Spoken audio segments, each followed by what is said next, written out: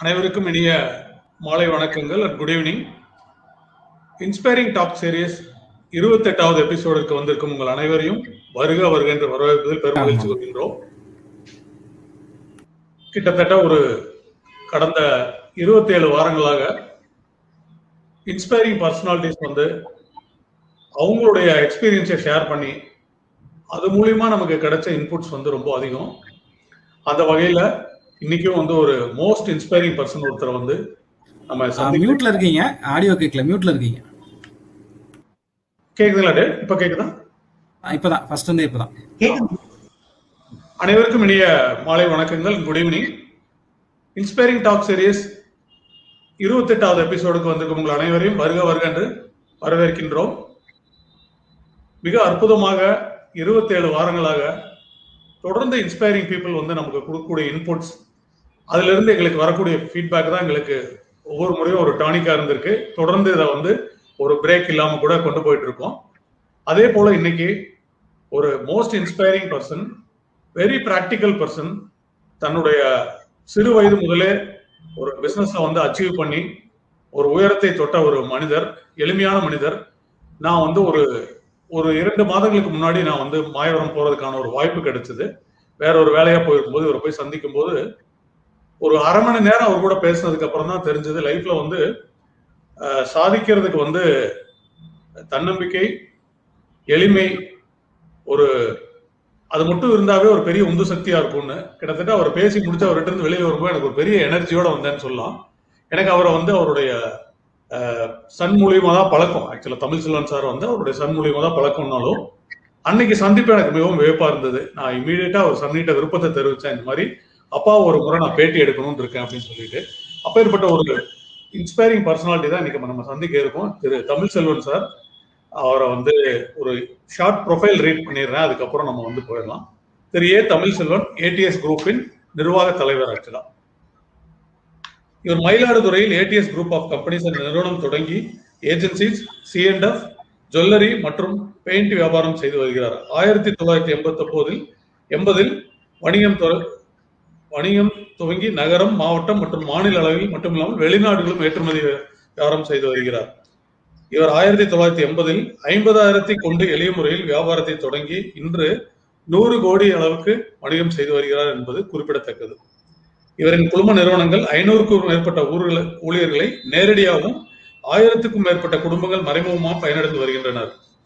இவர் நிறைய திருப்பணிகளை செஞ்சிருக்காரு. அவர்கிட்ட பேசிட்டு இருக்கும்போது அவருடைய ப்ரொஃபைல் ரொம்ப பெரியது இருந்தாலும் கோயில்களுக்காக நிறைய திருப்பணிகளை செஞ்சிருக்காரு. அதுவே ஒரு மிகப்பெரிய புண்ணியம் சொல்லலாம். அதாவது குடமுழுக்கு பெருவிழா 2007 2வது கும்பாபிஷேகம் செய்து 2017 3வது கும்பாபிஷேகம் செய்து முடித்துள்ளார். இது வந்து யாருக்கும் இந்த மாதிரி ஒரு ஆப்ஷன்ஸ் கிடைச்சிருக்காது. ஒரு யுனிக் பர்சனாலிட்டியாகவும் அதுக்கு அவர் ஒருத்தருடைய லைஃப் சைக்கிள்ல வந்து ஒரு 3 முறை கும்பாபிஷேகம் செய்யறது அப்படிங்கிறது ஒரு மிகப்பெரிய புண்ணியம். அந்த வகையிலையும் அவர் வந்து சிறப்பு பெற்றுள்ள ஒரு மனிதராக இருக்கார். இதுவரை 9 கோயில்களுக்கு தான் பொறுப்பெடுத்து குடமுழுக்கு பெருவிழா செய்துள்ளார். மயிலாடுதுறை சித்தங்காடு கிராமத்தில் எவரெஸ்ட் கேம்பிரிட்ஜ் என்ற CBSE பிள்ளையை தொடங்கி மிகவும் சிறப்பாக நடத்தி வருவார்கள். நான் அந்த ஸ்கூலுக்கு 2-3 முறை விசிட் பண்ணியிருக்கேன். One of the most discipline school சொல்லலாம். அதை பார்த்து இவருடைய பள்ளி நிர்வாகம் மற்றும் வளர்ச்சி கண்டு சென்னை DAV பள்ளி இந்த ஆண்டு முதல் இவர்களுடன் கைகோர்த்துள்ளனர். ஜாயிண்ட் வெஞ்சர் 2 பேரும் பண்ணியிருக்காங்க. அதாவது எவரெஸ்ட் கேம்பிரிட்ஜும் DAVயும் சேர்ந்து டிராவல் பண்றதுன்னு டிசைட் பண்ணி ஒரு ஜாயிண்ட் வெஞ்சர் அக்ரிமெண்ட்டுக்கு வந்திருக்காங்க. இவர் பல வெளிநாடுகளுக்கு வியாபார நிமித்தமாக சென்று வந்துள்ளார். இவர் தமிழ் மீது தீவிர பற்று கொண்டவர். மயிலாடுதுறையில் நாடு போற்றுகின்ற தமிழர்களை அழைத்து பல தமிழ் நிகழ்ச்சிகளை மயிலாடுதுறை முத்தமிழ் மன்றம் சார்பில் நடத்தி வருகிறார். எனக்கு வந்து நிறைய தமிழ் பேச்சாளர்களோட டிராவல் பண்ற ஆப்ஷன்ஸ் கிடைச்சிருந்த அத்தனை பேருக்கும் ஏடிஎஸ் குரூப் அப்படின்னு நான் சொன்ன உடனே கனெக்ட் பண்ணிக்கக்கூடிய அளவுக்கு பல வருடங்களாக அவர்களோட இவங்களை டிராவல் பண்ணியிருக்காங்க அப்படிங்கிறது வந்து ஒரு பெருமைக்குரிய விஷயம். இவர் அமெரிக்கா முன்னாள் ஜனாதிபதி பில் கிளின்டன், ரத்தன் டாடா, முகேஷ் அம்பானி, அனில் அம்பானி, விஜய் மல்லையா போன்ற மிகப்பெரிய மனிதர்களையும் நேரில் சந்தித்தவர். இவர் வர்த்தக சங்கத்தில் தலைவர் பொறுப்பில் இருந்து தற்போது மாவட்ட அளவிலும் மாநில அளவிலும் பொறுப்பு வகித்து வருகிறார். வியாபாரத்தில் சிறந்து விளங்கும் இவர் கல்வி, மருத்துவம் போன்ற 2 கண்களாகவும் நேர்மை, ஞானம் 2யும் 2 தோள்களாகவும் இறை பக்தியை மூச்சு காற்றாகவும் கொண்டுள்ள இவரின் திருக்கரங்களால் பல வியாபார நிறுவனங்கள் திறக்கப்பட்டு இன்று வளர்ந்து வருகின்றன. அது அங்க மாயாபுரத்துல நிறைய பேர் அதை வந்து என்கிட்ட சொல்லியிருக்காங்க ஒரு யூனிக் குவாலிட்டியா. Annamalai university, Sastra university, AVC கல்லூரி, மற்றும் பல கல்லூரி அழைப்பு ஏற்று MBA மாணவர்களுக்கு வியாபாரத்தின் நுணுக்கங்களை பற்றியும் எதிர்கால இந்தியா வியாபாரத்தில் இளைஞர்களின் பங்கு என்ற தலைப்பில் விரைவுரையாற்றியுள்ளார். கல்லூரி வாசல் சென்ற பயிலாத இவர் கரங்களில் இருந்து பல கல்லூரி மாணாக்கள் பட்டம் பெறுவதில் கௌரவம் அடைகின்றனர். 2019 இந்திய ஜனாதிபதி ராம்நாத் கோவிந்த், தமிழ்நாட்டின் ஆளுநர் பன்வாரிலால் புரோஹித் மற்றும் தற்காலிக முதல்வர் ஆகியோரை நேரில் சந்தித்து பாரிசும் பெற்றவர். இவர் மாதந்தோறும் நலிவுற்ற ஏழைகளுக்கும் கிராமப்புற பூஜை இல்லாமல் இருக்கும் கோயில்களுக்கும் உதவித்தொகை அளித்து உள்ளம் மகிழ்ந்து வருபவர். தமிழகத்தில் எந்த பகுதியில் தனித்த பிள்ளையார் கோயில் மற்றும் ஆஞ்சநேயர் கோயில் கட்டினால் அதற்கு சிலை வடிவமைத்து கொடுத்து அர்ப்பணி செய்வதில் வருவதில் உள்ள மகிழ்ச்சி அடைவார். இது அவரை பத்தின அபிஷியல் ப்ரொஃபைல். நான் சந்திச்சதை பத்தி உங்களுக்கு அனுபவத்தை சொல்லிட்டேன். இன்னைக்கு அடுத்த 1 மணி நேரம் நம்ம இவர்கிட்ட இருந்து அவருடைய அனுபவத்தின் வாயிலாக பார்த்து கொண்டிருக்கும் அவர்களுக்கு நிறைய இன்புட்ஸ் காத்துட்டு இருக்கு. ஸோ எல்லாரும் ஸ்டே கனெக்டட். ஸோ வணக்கம் சார். இந்த நிகழ்ச்சிக்கு நீங்க 1 மணி நேரம் ஒதுக்கி வந்ததுக்கு எங்களுக்கு எங்களுடைய குழுவின் சார்பாக நான் முதல்கண் உங்களுக்கு நன்றியை தெரிவிச்சுக்கிறோம். நான் உங்க ப்ரொஃபைல ரீட் பண்ணிட்டேன், நேரில் சந்திச்சிருக்கேன். உங்களை பத்தின நிறைய தகவல்களை தெரிஞ்சிருந்தாலும் எனக்கு அடிப்படையா ஒரு கேள்வி கேட்கணும் சார். ஒரு SSLC படிப்பு முடிச்சுட்டு ஆரம்பத்துல நீங்க ஒரு பிசினஸ்குள்ள வரணும் அப்படிங்கிறதுக்கு என்ன தூண்டுகோலா இருந்தது அப்படிங்கிறது ஒரு கேள்வி. 2வது உங்களுடைய பள்ளி பருவம், அந்த ஆரம்ப காலத்தை பத்தியும் நீங்க சொன்னீங்கன்னா அதுல இருந்து நம்ம எடுத்துட்டு போய்க்கலாம். முதல்ல நான் வெங்கடேஷ்க்கு வணக்கம் தெரிவிச்சுக்கிறேன். என்னோட இணையதளத்தின் மூலமாக இணைந்து கொண்டிருக்கிற எனது இனிய நண்பர்களுக்கும் எனது உறவினர்களுக்கும் வியாபார பெருமொழி மக்களுக்கும் நான் சார்ந்திருக்கிற ATS குரூப் ஆஃப் கம்பெனியின் சார்பாகவும் எவரெஸ்ட் கென்பிரிட்ஜ் பள்ளியின் சார்பாகவும் தமிழ்நாடு வணிக சங்கம் பேரமைப்பு சார்பாகவும் வணக்கத்தையும் வாழ்த்துக்களையும் தெரிவித்துக் கொள்கிறேன். நான் 1955 13/2/1955 பிறந்தவன். மன்னார்குடிக்கு அருகாமையில் இருக்க கண்ணம்பாடிங்கிற ஒரு கிராமம். இன்னமும் எங்கள் ஊருக்கு பஸ்ஸு போகலை. அப்படின்னா எப்படிப்பட்ட கிராமம்னு பார்த்தேங்க. அப்படிப்பட்ட கிராமத்தில் ஒரு பெரிய குடும்பம். எங்கள் அப்பா பெரிய ஒரு மராசுதார். அதில் 10வது புள்ள நான். எங்கள் குடும்பத்தில் எனக்கு மேலே 9 பேர், நான் 10வது புள்ள. அதனால என்னை செல்லமாக நான் நிறுவனம் ஆரம்பித்ததுக்கப்புறம் தான் எனக்கு ATSன்னு பேராச்சு. அது வரைக்கும் என்னை தம்பின்னு தான் எங்கள் வீட்டில் இருக்கிறவங்களும் ஊரில் இருக்கிறவங்களும் அழைச்சாங்க. அப்படி தம்பின்னு செல்லமாக வளரப்பட்டனா. என்னோட இளமை கால படிப்பு பெரம்பூருங்கிற கிராமத்தில் பக்கத்திலேயே இருக்கிற எலிமெண்ட்ரி ஸ்கூலில் துவங்கினேன். அதில் எலிமெண்ட்ரி ஸ்கூலில் படித்து முடிச்சுட்டு அடுத்து ஹையர் எலிமெண்ட்ரி ஸ்கூல் நீடாமங்கலத்தில் கருவேப்பிலை பள்ளிக்கூடம்னு சொல்லுவாங்க. பட் அது லட்சுமிலாஸ் உயர்தொடக்க பாடசாலை. அது ரொம்ப ஸ்ட்ரிக்டான பள்ளிக்கூடம். அதில் அடுத்த ஹையர் எலிமெண்ட்ரி ஸ்கூலில் பண்ணேன். அதுக்கப்புறம் ஹைஸ்கூல் இதே நீடாமங்கலத்தில் இருக்க ஹைஸ்கூலில் பண்ணேன். நான் SSLC பரீட்சை எழுதிட்டு அதுக்கப்புறம் ரிசல்ட்டே போய் நான் பார்க்கல. நான் பாஸாக ஃபெயில் ஆனேன். ஆனால் ஃபெயில் தான், ஆனால் நான் பார்க்கவே இல்லை. ஏன்னா நான் படித்த படிப்பு என்னன்னு எனக்கே தெரியும்ல. ஏன்னா இது வரைக்கும் நான் ஜென்ரலாக எல்லாத்தையுமே சொல்லுவேன், நான் பெரிய படிப்பு படிச்சிடல அப்படின்னு சொல்லி. இருந்தாலும் அதோட நான் படிப்பை முடித்துட்டேன். என்ன காரணம் நான் படிக்கலைன்னு சொன்னீங்கன்னா, என்னை செல்லமாக வளர்த்தது தான் காரணம். என்னோட அக்கா தங்கச்சி அண்ணன் தம்பி எல்லாம் அண்ணன்லாம் இருந்த போதெல்லாம் படிப்பதற்கு தொலைதூரம் செல்ல வேண்டிய அவசியம் இருந்தது. பொருளாதாரம் இல்லாமல் இருந்தது. வாகன வசதிகள்லாம் இல்லாமல் இருந்தது. நான் படித்த காலத்தில் அத்தனையுமே இருந்து நான் கடைசி பிள்ளையா பிறந்ததுனால எல்லாருமே என்னை கொஞ்சியே என்னோட படிப்பில் மற்றவங்க கவனம் செலுத்தலை. நானும் விளையாட்டுத்தனமாக இருந்துட்டேன். அப்போக்கி இந்த அளவுக்காவது நான் அந்த ஹைஸ்கூல் வரைக்கும் போனதுக்கு நான் இன்னைக்கு நன்றி சொல்ல கடமைப்பட்டிருக்கேன். எனக்கு எலிமெண்ட்ரி ஸ்கூலில் ஹெட்மாஸ்டராக இருந்த ஒரு வாத்தியார் சிவகேசவன் பேர். இன்னைக்கும் ஐயா அவர்கள் உயிரோடு இருக்கிறாங்க. அவர்கள் தான் என்ன ஒரு 5வது படிக்கும் போதே என்னை ரொம்ப கண்டிச்சு, நீ நல்லா படிப்ப, நீ படிக்கணும் அப்படின்னு. இல்லாட்டி போனாக்கா நான் இந்த எலிமெண்ட்ரி ஸ்கூலை விட்டே தாண்டி இருக்க மாட்டேன். இதை விட தாண்டி இந்த ஹைஸ்கூல் லெவலுக்கு வந்தேன்னா அது சிவகேசவன் சார் தான். அவர் இன்னமும் நான் கடவுளாக மதிக்கிறேன். என்னோட கல்யாணத்துலேயும் சரி, என்னோட பிள்ளைகளோட கல்யாணத்துலேயும் அவரை கூப்பிட்டு அவருக்கு கௌரவம் செஞ்சுட்டு தான் எந்த ஒரு விழாக்களையும் நாங்கள் எடுப்பேன். அதே மாதிரி அவருக்கு நல்லாசிரியர் விருது பெற்றார். அந்த விழாலையும் போய் நான் அவரை பாராட்டினேன். அவரை கூப்பிட்டு மயிலாடுதுறையிலையும் பாராட்டினேன். என்னை பாடம் சொல்லி கொடுத்த குரு. ஏன்னா அது எல்லாருக்கும் ஒரு எடுத்துக்காட்டாக இருக்கணும், குருவை மதிக்கணும் அப்படிங்கிற நிலையில அவரை கூப்பிட்டு பண்ணபோது யதார்த்தமாக என்னோட பையனோ போய் நினைவு பரிசும் தொண்டியும் போது உடனே அவருக்கு யாருமே சொல்லாமலே நமஸ்காரம் பண்ணிட்டாங்க.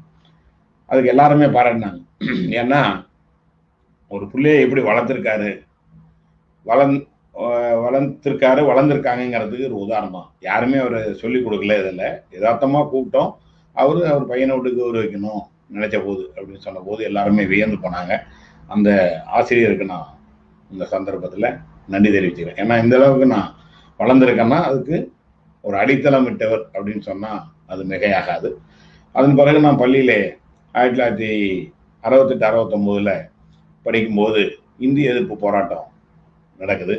அந்த இந்திய எதிர்ப்பு போராட்டத்தப்ப எங்கே பார்த்தாலும் இந்தி ஒழிகன்னு ரயில்வே ஸ்டேஷன், போஸ்ட் ஆஃபீஸ்லாம் எழுதியிருக்க இந்தி எழுத்துக்கள் எல்லாம் மாணவர்கள்லாம் சேர்ந்துட்டு போய் அதில் தார் அடிக்கிறது, கரியலி பூசுறது, இதெல்லாம் வந்து அந்த விவேகத்தில் செய்தது.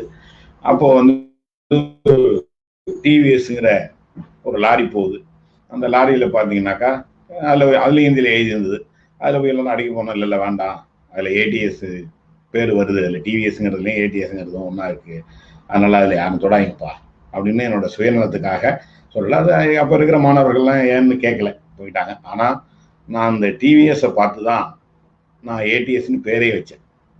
ஏன்னு கேட்டிங்கன்னா அப்படிப்பட்ட ஒரு டிவிஎஸ் நிறுவனம் இவ்வளவு பெரிய வாகனத்தை இவ்வளவு பெரிய சரக்குகளை ஏற்றி ஒரே நபர் தான் வந்து டிராவல் பண்ணி ஒவ்வொரு ஊர்லேயும் சரக்கு டெலிவரி கொடுக்குறாங்கன்னு சொல்லிட்டு அந்த நிறுவனத்தை பற்றி நான் இளம் வயதிலேயே நிறைய தெரிஞ்சுக்க ஆரம்பித்தேன். எப்படி வந்து ஒரு பஸ்ஸுன்னா கண்டக்டர் இருக்காங்க, டிரைவர்னா லாரின்னா கிளீனர் இருக்காங்க, இந்த வண்டிக்கு ஒன்றுமே இல்லாமல் அனுப்புகிறாங்களே, என்ன பாதுகாப்பு, இல்லை எப்படி முடியும், அப்படி சாத்தியம் அப்படின்னு கேட்டபோது அவங்களோட நிர்வாகத்தன்மையை பற்றி டிவி சுந்தர ஐயங்கார் வந்து அவர் எப்படியெல்லாம் வந்து அந்த நிறுவனத்தை நடத்தினார், எப்படியெல்லாம் பரிசுத்தமாக வைத்திருந்தார், மக்களுக்கு எப்படியெல்லாம் சேவை பண்ணார்ங்கிற விஷயத்த நான் அதை தெரிஞ்சுக்கிறதுக்கு எங்கள் ஊரில் ஒரு பெரிய பண்ணையார் அவர்கள், அவங்க வந்து ஒரு ஐயர் கம்யூனிட்டி, அவர்கிட்ட பேச வரும்போது இதை பற்றி கேட்டபோது அவரோட வண்டியெல்லாம் டிவிஎஸ்ல விட்டு தான் சர்வீஸ் பண்ணி எடுத்து வந்தேன்னு சொல்லுவார். அவர்கிட்ட கேட்டபோது தான் அந்த டிவிஎஸ் பற்றி எனக்கு அதிகமாக சொல்லப்பட்ட செய்தி. அந்த டிவிஎஸை பார்த்து தான் நான் வந்து அதிகம் படிக்க போகிறேனோ இல்லையோ, ஆனால் எப்படியோ ஒரு வியாபாரம் பண்ணணும், அந்த வியாபாரத்தில் டிவிஎஸ்ன்னு பேர் வைக்கணும், அதுபோல் பரிசுத்தமாக நடக்கணும் அப்படிங்கிற எண்ணம் நான் வந்து ஒரு பள்ளி ஹைஸ்கூல் பருவத்திலேயே வந்ததுங்கிறது தான் நிதர்சனமான உண்மை. அதுக்கு மயிலாடுதுறையிலேயே ஒரு டிவிஎஸ் ஷோரூமை திறக்கிறதுக்கு என்னை கூப்பிட்டு திறக்க சொன்னாங்க. அந்த நிறுவனத்தை நான் திறந்த போது இந்த செய்தியை சொன்னேன். இதை கேட்டுட்டு அவங்க எம்டி சார் வந்து எனக்கு தனிப்பட்ட முறையில் ஒரு தகவல் இருந்தார். எங்களோட பேரை பார்த்துட்டு ஒரு வணிகம் வச்சு நீங்கள் வணிகராக வளர்ந்து ஒரு வணிக தலைவராக இருந்து எங்களோட நிறுவனத்தையும் திறந்து அந்த இடத்துல நீங்கள் பேசுனது இருக்க, அது நாங்கள் வந்து பெரிய பாக்கியம் பண்ணியிருக்கோம் அப்படின்னு சொல்லிட்டு சொன்னாங்க. அதில் அவங்கள்ட்டேருந்து நாம் கற்றுக்கிட்டது என்னன்னு கேட்டிங்கன்னா, ஃபஸ்ட்டு நாணயம், அடுத்தபடி உழைப்பு, விடாமுயற்சி, இதுதான் அவரோட வெற்றிக்கு காரணம் அப்படிங்கிறது தான் சுந்தரம் ஐயங்காரோட எண்ணம். அவரோட வெஹிக்கிள்லாம் பார்த்தீங்கன்னா கடலோர பகுதியிலேருந்து 40 கிலோமீட்டருக்கு இன்னொன்றே இது லாரி சர்வீஸ் வச்சுக்க மாட்டாங்க. ஏன்னா அந்த கடல் காற்று பட்டா இந்த இரும்பு மேலே பட்டு சீக்கிரம் வண்டியெல்லாம் வீணாக போயிடும்னு சொல்லிட்டு ஒரு உதாரணமாக எடுத்துக்கிட்டிங்கன்னா மயிலாடுதுறையில் கிடையாது, கும்பகோணத்தோடய சரி, சென்னை நகர பகுதியிலே கிடையாது. அவ்வளவு தூரம் ஒன்றையும் அவர்கள் வந்து உற்று நோக்கி அந்த நிறுவனத்தை நடத்தி இன்னைக்கு பெரிய அளவில் டிவிஎஸ் வளர்ந்துருக்கு அப்படின்னு சொல்கிறோம். அதுபோல் நான் வந்து அதை பார்த்து வச்சதுனாலையா இல்லை அதை பின்பற்றினதுனாலையா இறையருளா என்னோட உழைப்பா அப்படின்னு சொன்னீங்கன்னா எதை வேணாலும் எடுத்துக்கலாம். எனக்கு வந்து 3 தாரகம் வந்துடும். ஃபஸ்ட்டு நாணயம், 2வது உழைப்பு, 3வது விடாமுயற்சி. இது 3 இருந்ததுன்னா மனிதனுக்கு கிடைக்கக்கூடியது வெற்றி என்பதை நான் நிதர்சனமாக சொல்லியிருக்கேன். ஏன்னு கேட்டிங்கன்னா இதை யாரு கடைபிடிக்கலையோ, எதை எந்த அளவுக்கு கடைபிடித்தார்களோ அந்த அளவுக்கு தான் அவர்களோட வளர்ச்சி. நாணயத்தை விட்டுட்டாங்கன்னா 50% போயிடும், உழைப்பை விட்டுட்டாலும் போயிடும். இதுவும் இல்லாமல் முயற்சி பண்ணிக்கிட்டே இருக்கேன்னு சொல்லிட்டு இருந்தும் பிரயோஜனம் இல்லை. இல்லை இது 2 மட்டுமே வச்சுக்கிட்டு முயற்சி இல்லாமல் இருந்தால் அடுத்த ஒரு லெவலை தாண்டி போக முடியாதுங்கிறது தான் நான் கண்ட உண்மை. அதனால இந்த தொழிலுக்கு வந்தபோது நான் திருவாரூரில் என்னோட சகோதரர்கள் ஒரு சிறிய வியாபாரத்தை வச்சுருந்தாங்க. ஸ்கூலில் எஸ்எஸ்எல்சி பரீட்சை எழுதிட்டு திருவாரூரில் 7/1970 தேர் புதிதாக பழைய காலத்து தேர் வந்து எரிந்து போயிடுச்சுன்னு சொல்லி புதுசாக வெள்ளோட்டம் விட்ட போது அந்த தேரை பார்க்கறதுக்காக நான் திருவாரூர் வந்தேன் எங்கள் அண்ணனுக்கு. அப்போது பார்த்தபோது எங்கள் அண்ணன் சொன்னார், நீ படிக்கணும்னு சொன்னால் நீ கிராமத்திலே இருந்து சுற்றத்தையும் படிச்சுட்டு இங்கே வா, இல்லை தொழிலில் இருக்கலாம்னு சொன்னால் இருக்கலாம் அப்படின்னு சொன்னார். இளம் பருவத்தில் கொடிது கொடிது இளமையில் கல்வி கொடிதுன்னு நினைச்சிட்டு நான் வந்து அந்த தொழிலில் ஈடுபட்ட போது 10 ஆண்டு காலம் 70லேருந்து 80 வரைக்கும் பார்த்தீங்கன்னா திங்கள் டு சனி தினந்தோறும் 60 கிலோமீட்டர் பைசைக்கிள்ல போயிருக்கேன். தினந்தோறும் 60 கிலோமீட்டர் 6 நாட்கள் 10 வருஷங்கள் நினைத்து பார்த்தா. நீங்க சொல்றதுல ஒரு இன்ட்ரெஸ்டிங்கான விஷயம், நீங்க சொன்ன அந்த 3 தாரக மந்திரம் வந்து ரொம்ப இன்ட்ரெஸ்டிங்கான ஒரு இதுதான். எல்லாரும் கடைபிடிக்க வேண்டும். பார்த்துட்டு இருக்க எல்லாருக்குமே இது வந்து எடுத்தோடனே ஒரு மெசேஜா இருக்கும்னு நினைக்கிறேன். நீங்க இந்த ஏடிஎஸ் குரூப் அப்படின்னு பேர் வச்சதுக்கு ஒரு இன்ஸ்பிரேஷன் சொல்லிட்டீங்க. முதல்ல தொடங்கினது எந்த தொழில நீங்க ஆரம்பிச்சீங்க சார்? அதாவது ஃபர்ஸ்ட் இதுதான் இந்த தொழில் ஆரம்பிச்சோம் அப்படின்னு சொல்லக்கூடியது எந்த? திருவாரூர்ல வந்து நம்ம ஏஜென்சி வியாபாரம் நம்ம பண்ணிட்டு இருந்தோம். அந்த நிலையில 1980 எனக்கு திருமணம் ஆச்சு. திருமணம் ஆனதுக்கு அப்புறம் மயிலாடுதுறையில பிரிட்டானியா பிஸ்கட் ஏஜென்சிஸ் வந்து கிடைக்கிற வாய்ப்பு இருந்தது. அதற்கு முன்பே Mysore sales international limited, Mysore சாண்டிலின் சோப்பு விற்கிறது அந்த கம்பெனியோட ஏஜென்சியை முதல்ல நான் ஒரு ஏஜென்சியாக எடுத்தேன். அது சிறப்பாக பண்ணதன் வாயிலாக அடுத்து பிரிட்டானியா பிஸ்கட்டு இன்னும் பல்வேறு கம்பெனிகளோட வியாபாரங்கள்லாம் எனக்கு கிடைக்கப்பட்டது. அதை வச்சு மக்களிடையே தொடர்ந்த சேவை, அதாவது 7 நாள் தான். திங்கட்கிழமை காலையில் 11 மணிக்கு பேரளத்தில் ஒரு கடையில் இருப்பேன்னா இந்த 365 நாட்கள்ல திங்கட்கிழமை தோறும் இந்த 11வது மணிக்கு அந்த கடையில சந்திக்கலாம். அவ்வளவு சின்சியரா ஒரு வியாபாரத்தை முழுமையா ஈடுபட்டு செஞ்சதோட நிலை தான் நான் இந்த அளவுக்கு வளர்ந்துருக்கேன். இன்னைக்கு ஒருங்கிணைந்து தஞ்சை மாவட்டத்துல தஞ்சாவூர், திருவாரூர், நாகப்பட்டினம்லாம் பிரிந்திருந்தாலும் கூட என்னோட கால்படாத கிராமங்களே கிடையாதுன்னு சொல்லலாம். அந்த அளவுக்கு அத்தனை கிராமங்களுக்கும் சென்று நான் வியாபாரம் பண்ணியிருக்கேன். அப்போ அந்த ஏஜென்சி வியாபாரம் தான் என்னை வளர்த்தது. அந்த ஏஜென்சி வியாபாரில் பிரிட்டானியா பிஸ்கட் தான் எனக்கு ஒரு பிளேட்ஃபார்ம் கொடுத்தது. இன்னைக்கும் இந்த பிரிட்டானியா கம்பெனியை நான் கடவுளாக மதிக்கிறேன். இந்த மயிலாடுதுறை வந்து ஒரு பிரிட்டானியா ஏஜென்சி எனக்கு எடுக்கிறதுக்கு தகுதி இருந்ததான்னு கேட்டால் கிடையாது. ஆனால் அந்த தகுதி இல்லாத நேரத்திலும் அன்னைக்கு இருந்த KR பத்மநாபன்கிற ஒரு மேனேஜர் என்னோட உழைப்பை பார்த்து, என்னுடைய நேர்மையை பார்த்து அன்னைக்கு ஏஜென்சி கொடுத்தார். இன்னைக்கு குறைந்த அளவு விற்கப்பட்ட இந்த நகரத்துல கோடிக்கணக்கான தொகைக்கு பிரிட்டானியா பிஸ்கட் விற்கிறேன் அப்படின்னு சொன்னா அது பெருமையோடு சொல்லிக்கிறேன். அது மட்டும் இல்ல, ஒரு வியாபாரம் பண்ண வரும்போது அதுல ஒரு மகிழ்ச்சி இருக்கணும். ஒரு அரிசி வியாபாரம் பண்றோம், இல்லை ஒரு பிஸ்கட் வியாபாரம் பண்றோம், துணி வியாபாரம் பண்றோம், மற்றவர்கள் மற்ற கடைகள்லாம் வந்து ஒயின் ஷாப் வைக்கலாம், எது வச்சாலும் கூட எல்லாத்துலேயும் பணம் கிடைக்கலாம். ஆனால் மக்களுக்கு அத்தியாவசியமான ஒரு பொருளை விற்று அதன் வாயிலாக பொருள் ஈட்டும் போது அதில் ஒரு சந்தோஷம் கிடைக்கும். அது மாதிரி வரும்போது நான் அந்த பிரிட்டானியா பிஸ்கெட்டை விற்று அதன் வாயிலாக நான் வளர்ந்து இன்னைக்கு மக்களுக்கும் சேவை பண்ணி இருக்கேன்னு சொல்றதே எனக்கு ஒரு மற்றற்ற மகிழ்ச்சி. ஒரு ஏஜென்சியில தொடங்கி கடுமையான உழைப்பை போட்டு அது மூலியமா வருவாய் ஈட்டி அடுத்த கட்ட நிலவிக்கு மூவ் பண்ணி இன்னைக்கு நல்லா இருக்கேன் அப்படின்னு சொல்றது வந்து வெகு சிலர் அந்த பிசினஸ்ல இல்ல, நிறைய பேர் அந்த பிசினஸ் விட்டு போயிட்டாங்க சார். நீங்க அதோடு மட்டும் இல்லாம உங்களுடைய சக்சஸ்க்கு என்னவா இருக்கும் நான் நினைக்கிறது வந்து பாத்தீங்கன்னா, ஒரு தொழில் செஞ்சுட்டோம், அதுல உச்சத்தை அடைஞ்சிட்டோம், அதோட நிக்காம கல்விக்கு நீங்க வந்து ஒரு அதாவது ஒரு எஜுகேஷன்லயும் வந்துட்டீங்க ஆக்சுவலா. பிகாஸ் நீங்க எப்படி ஒரு எசென்சியல் ப்ராடக்டை வித்து அதன் மூலியமா நான் வந்து மக்களை சென்றடைஞ்சேன், அது மூலியமா வருவாயிட்டேன்னு சொன்னது ஒரு வகை. இன்னொன்னு வந்து கல்வி அப்படிங்கிறது ரொம்ப ரொம்ப அடிப்படையான இது சார். ஒவ்வொரு மனிதனுக்கும் கல்விங்கிறது ஒரு பெரியது. நம்ம வந்து ஒரு SSLCயோட படிப்பை நிறுத்திட்டோம், பட் ஒரு குவாலிட்டி எஜுகேஷன் கொடுக்கணும் அப்படிங்கிற தாட் உங்களுக்கு எப்ப வந்தது? எதற்காக கல்வி நிறுவனத்தை நீங்க தொடங்குனீங்க சார்? அதுக்கு என்ன வந்து சக்தி? என்ன வந்து 1980 எனக்கு திருமணம் செய்து வைக்கணும்னு சொல்லி முடிவு செய்து என்னை மாப்பிள்ளை வீடு பார்க்கறதுக்காக வர்றாங்க. என்னோட மாமனார் வந்து ஒரு ஸ்டேட் பேங்கோட ஆஃபீஸர், ரீஜனல் மேனேஜர். என்னை பார்க்க வந்த போது அவரோட அண்ணன் தம்பி எங்கள் சகலர் எல்லாருமே வர்றாங்க. என்கிட்ட வசதி இருக்குது, அழகு இருக்குது, எல்லாமே இருக்குது. ஆனால் என்னோட மனைவி என்னை விட அதிகம் படித்தவங்க, திருச்சியில் கோலிகிராஸில் பிஎஸ்சி இல்லை டிகிரி முடித்தவங்க. எல்லாத்தையும் பார்த்துட்டு கடைசியாக அவங்க சொன்ன நிறைவுக்கு வரும்போது சொல்லப்பட்டது, இது மாதிரி எல்லாமே இருக்கே, பட் வந்து கொஞ்சம் படிப்பு இல்லைங்கிறதுனால நாங்கள் போய் என்னோட மகள்கிட்ட கேட்டுட்டு சொல்லணும்னு எங்கள் மாமனார் சொல்லலை. எங்கள் சகலர் ஒருத்தர் பிஎஸ்சியில் என்ஜினியராக இருந்தார், ஒருத்தர் வந்து பிஎஸ்சிபிடி வாத்தியாராக இருந்தார். அவர் 2 பேரும் அந்த செய்தியை சொன்னாங்க. எங்கள் அண்ணனுக்கு ரொம்ப கோபம் வந்துட்டு, நாங்கள் ஒன்றும் பொய் சொல்லி உங்களை பொண்ணு கேட்கல, எங்கள் தம்பி SLC தான் படிச்சிருக்காரு, அதுக்கு மேலே படிக்கலை.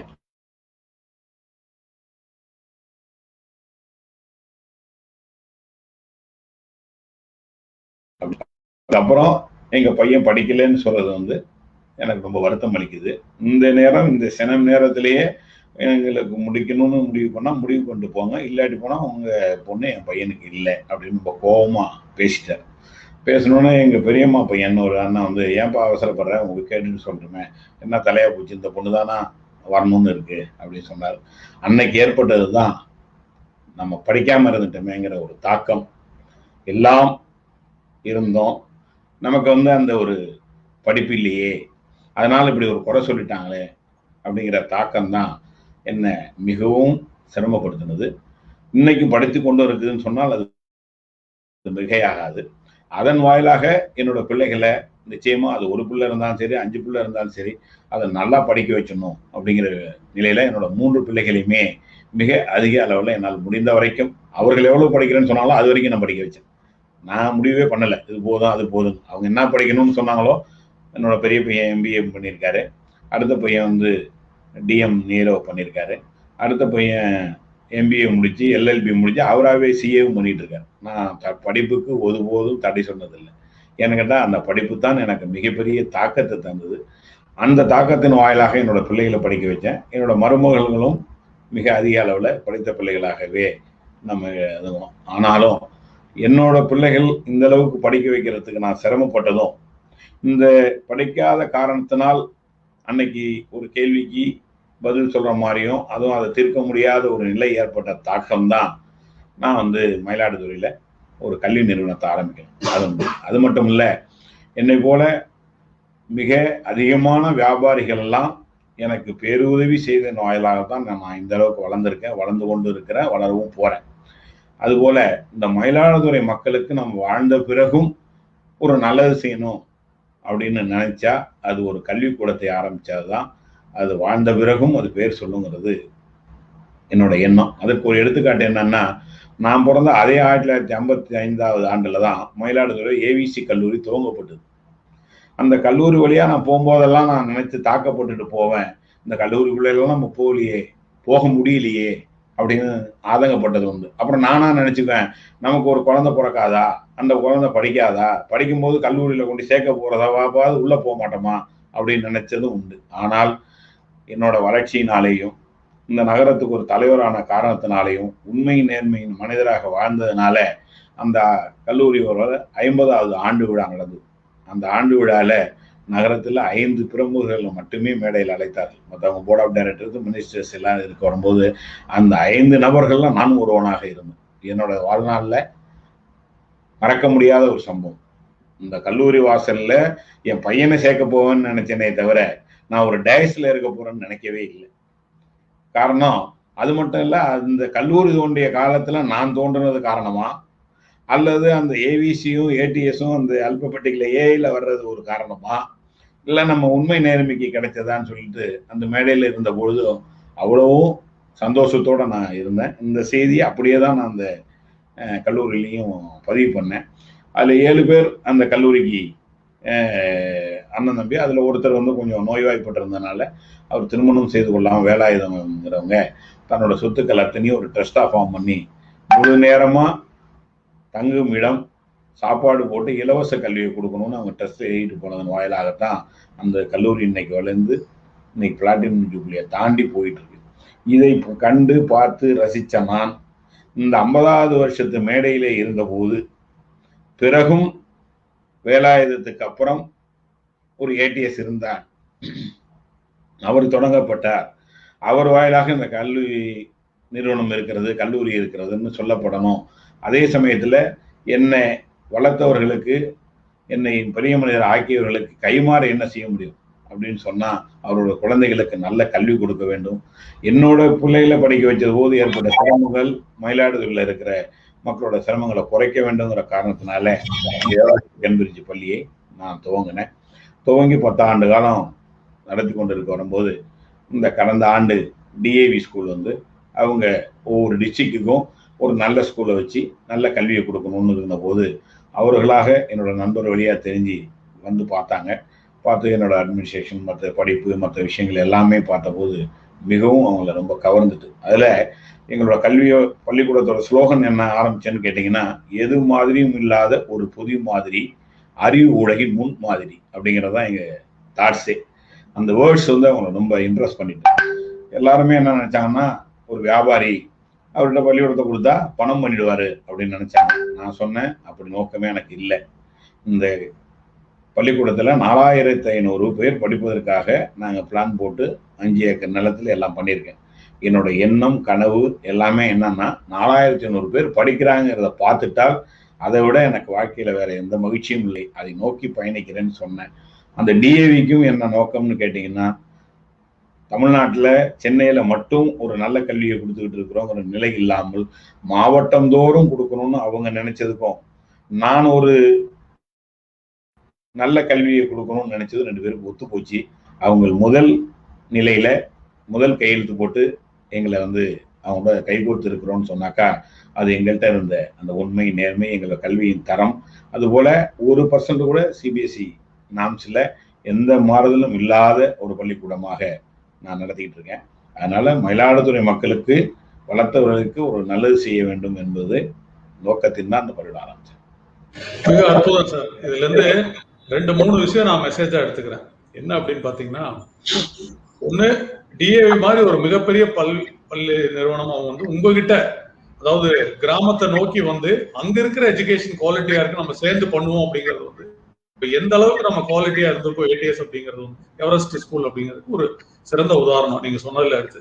ரெண்டாவது நான் படிக்கல லைஃப்ல, என்னுடைய பிள்ளைகளும் சரி, அந்த ஏரியால இருக்கிறவங்க எல்லாருமே ஒரு குவாலிட்டி எஜுகேஷன் என்ஜாய் பண்ணணுங்கிறதுக்காக தன்னுடைய வியாபார நிறுவனத்தை தாண்டி ஒரு பொது நோக்குல நீங்க ஆரம்பிச்சிருக்கிறது நிச்சயமா ஒரு மைல் ஸ்டோன் தான். இந்த தருணத்துல உங்ககிட்ட கேட்கணும்னு நினைக்கிறது, ஒரு நிறுவனத்துல ஊழியர்களை மெயின்டைன் பண்றது அப்படிங்கிறது மிகவும் சிறுமையான ஒரு சேலஞ்சு தான் சார் எல்லாருக்குமே. 2 சொல்லுவாங்க, ஒண்ணு மணி மேனேஜ்மெண்ட், இன்னொன்னு பீப்புள் மேனேஜ்மெண்ட்னு. ஏடிஎஸ் அப்படின்னாலே பீப்புள் மேனேஜ்மெண்ட் தான் உங்களை ஃபர்ஸ்ட் எல்லாரும் சொல்றது. அதாவது உங்க கூட இருக்கிறவங்க எல்லாரும் லாங் டிராவல்ல இருக்காங்க. அது ஸ்கூல்ல நான் கேள்விப்பட்டிருக்கேன், எனக்கு தெரியும், நான் அசோசியேட் பண்ணியிருக்கேன்.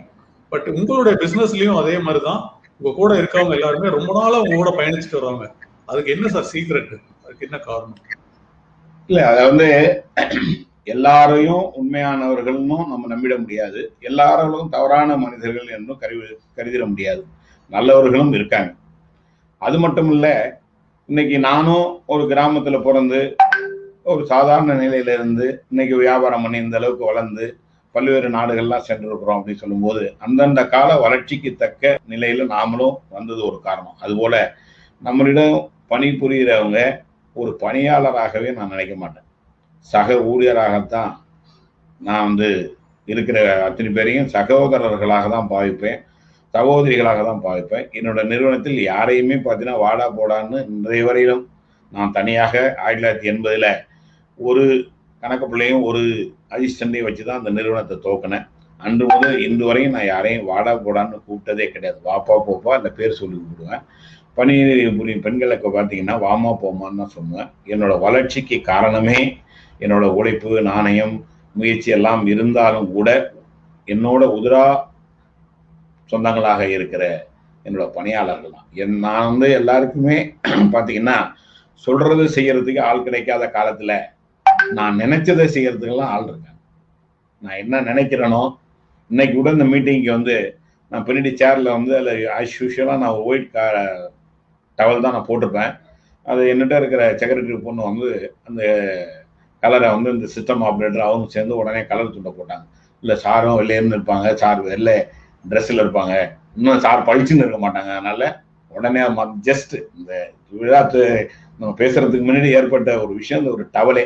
ஏன்னா அப்படி என் மீது அவங்க பற்று கொண்டவர்களாக அவர்கள் வழி நடத்துவது காரணம். அந்த பற்றுனா ஏதோ ஆசையா பேசுறது மட்டுமல்ல, அவர்கள் குடும்பத்தை ஏற்றுக்கொள்ளக்கூடிய நன்மை தீமைகள் எந்த ஒரு விசேஷங்கள்லையும் சரிதான். எங்கள்கிட்ட வேலை பார்த்துட்டு போற பெண்களுக்கு திருமணமானாலும் சரிதான். அவரோட எங்களை பள்ளியில பணிபுரிகிற அத்தனை பேருக்குமே பார்த்தீங்கன்னா இலவச கல்வி கொடுக்குறேன். எங்க ஸ்கூல்ல டீச்சரா யார் ஒர்க் பண்றாங்களோ அவங்க குழந்தைக்கு இலவச கல்வி. அது மாதிரி பரம ஏழை, அறவே படிக்க வைக்க முடியல, வசதி இல்லை அப்படின்னு சொன்னா அவங்களையும் நாங்கள் படிக்க வைக்கிறோம். மற்ற நிறுவனங்கள்ல இருக்கிற குழந்தைகளையும் எங்களோட பள்ளியில இலவச கல்வி கொடுக்குறோம்.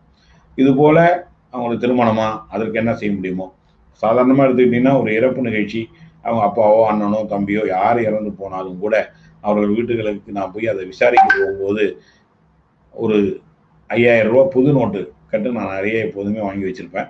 இதை கொண்டு போய் இந்த 5000 ரூபா பணம் கொடுத்துருவேன். அந்த பணம் அவங்களுக்கு பெருசா சின்னதா அவசியம் இல்லையாங்கிற ஒரு பேச்சு இல்லை. அந்த இடத்துல திடீர்னு ஏற்பட்ட ஒரு சம்பவத்துக்கு இந்த நிகழ்வு வந்து ஒரு மிகப்பெரிய உதவியாக இருக்கணும் அப்படின்னு.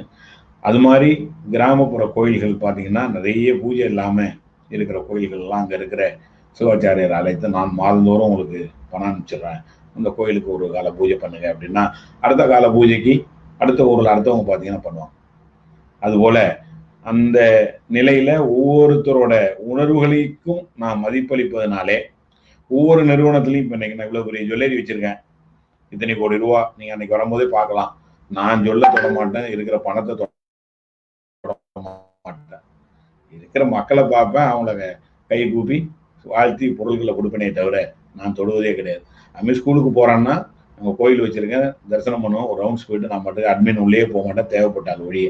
அந்தந்த நிறுவனங்களையும் நல்ல பணியாளர்கள் கிடைச்சிருக்காங்க, அவங்களோட வாழ்க்கையில என்னோட பங்கு கொள்றாங்க.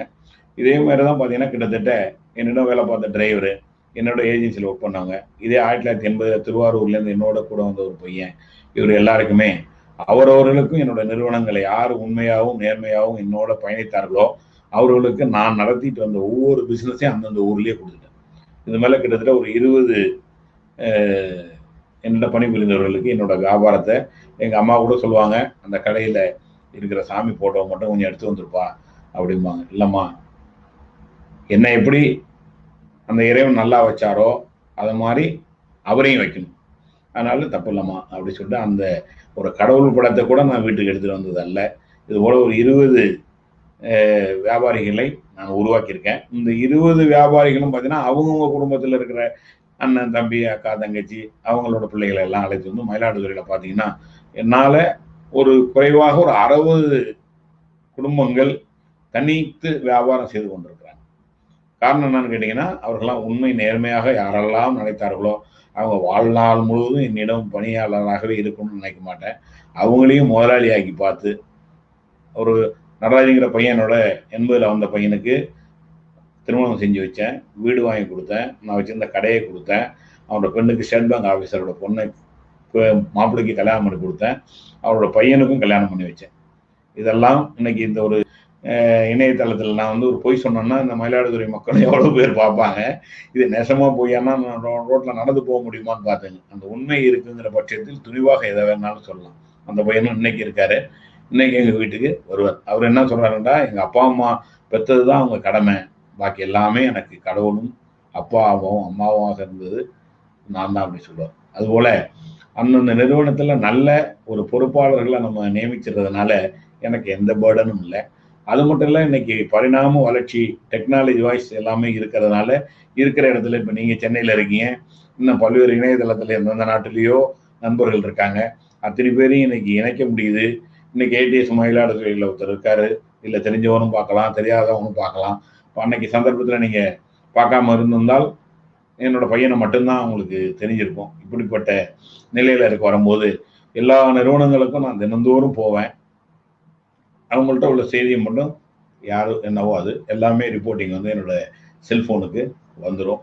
அதை பார்த்துட்டு அதில் தேவைப்பட்டதை மட்டும் சொல்கிறோம். காரணம் அவருடைய வாழ்க்கையிலையும் இன்ப துன்பத்திலையும் நான் சமபங்கு ஆற்றுவதன் காரணத்தினாலே தான் என்னோட நிறுவனம் வளருது. இந்த சந்தர்ப்பத்தில் இந்த பார்த்துட்டு இருக்க எல்லாருமே உங்கள்கிட்ட வேலை பார்க்குறவங்கள வேலையாளுன்னு சொல்லாதீங்க, பணியாளர்னு சொல்லாதீங்க. உங்களோட நண்பர்களாக உறவினர்களாக இல்லை உங்களுக்கு வந்து எந்த மாதிரி உங்களுக்கு கனவுல மனசுல தோணுதோ அது மாதிரி நினைத்து அவர்களோடு நீங்க பயணித்தீங்கன்னா அவங்களோட உழைப்பு தான் என்னோட வளர்ச்சி. அவர்கள் இவ்வளவு தூரம் உழைக்காத பட்சத்தில் நிச்சயமாக என்னோட 3 பிள்ளைகள் மட்டும் எவ்வளவு எந்த வேலையை செஞ்சிட முடியும் நினைச்சு பாருங்க.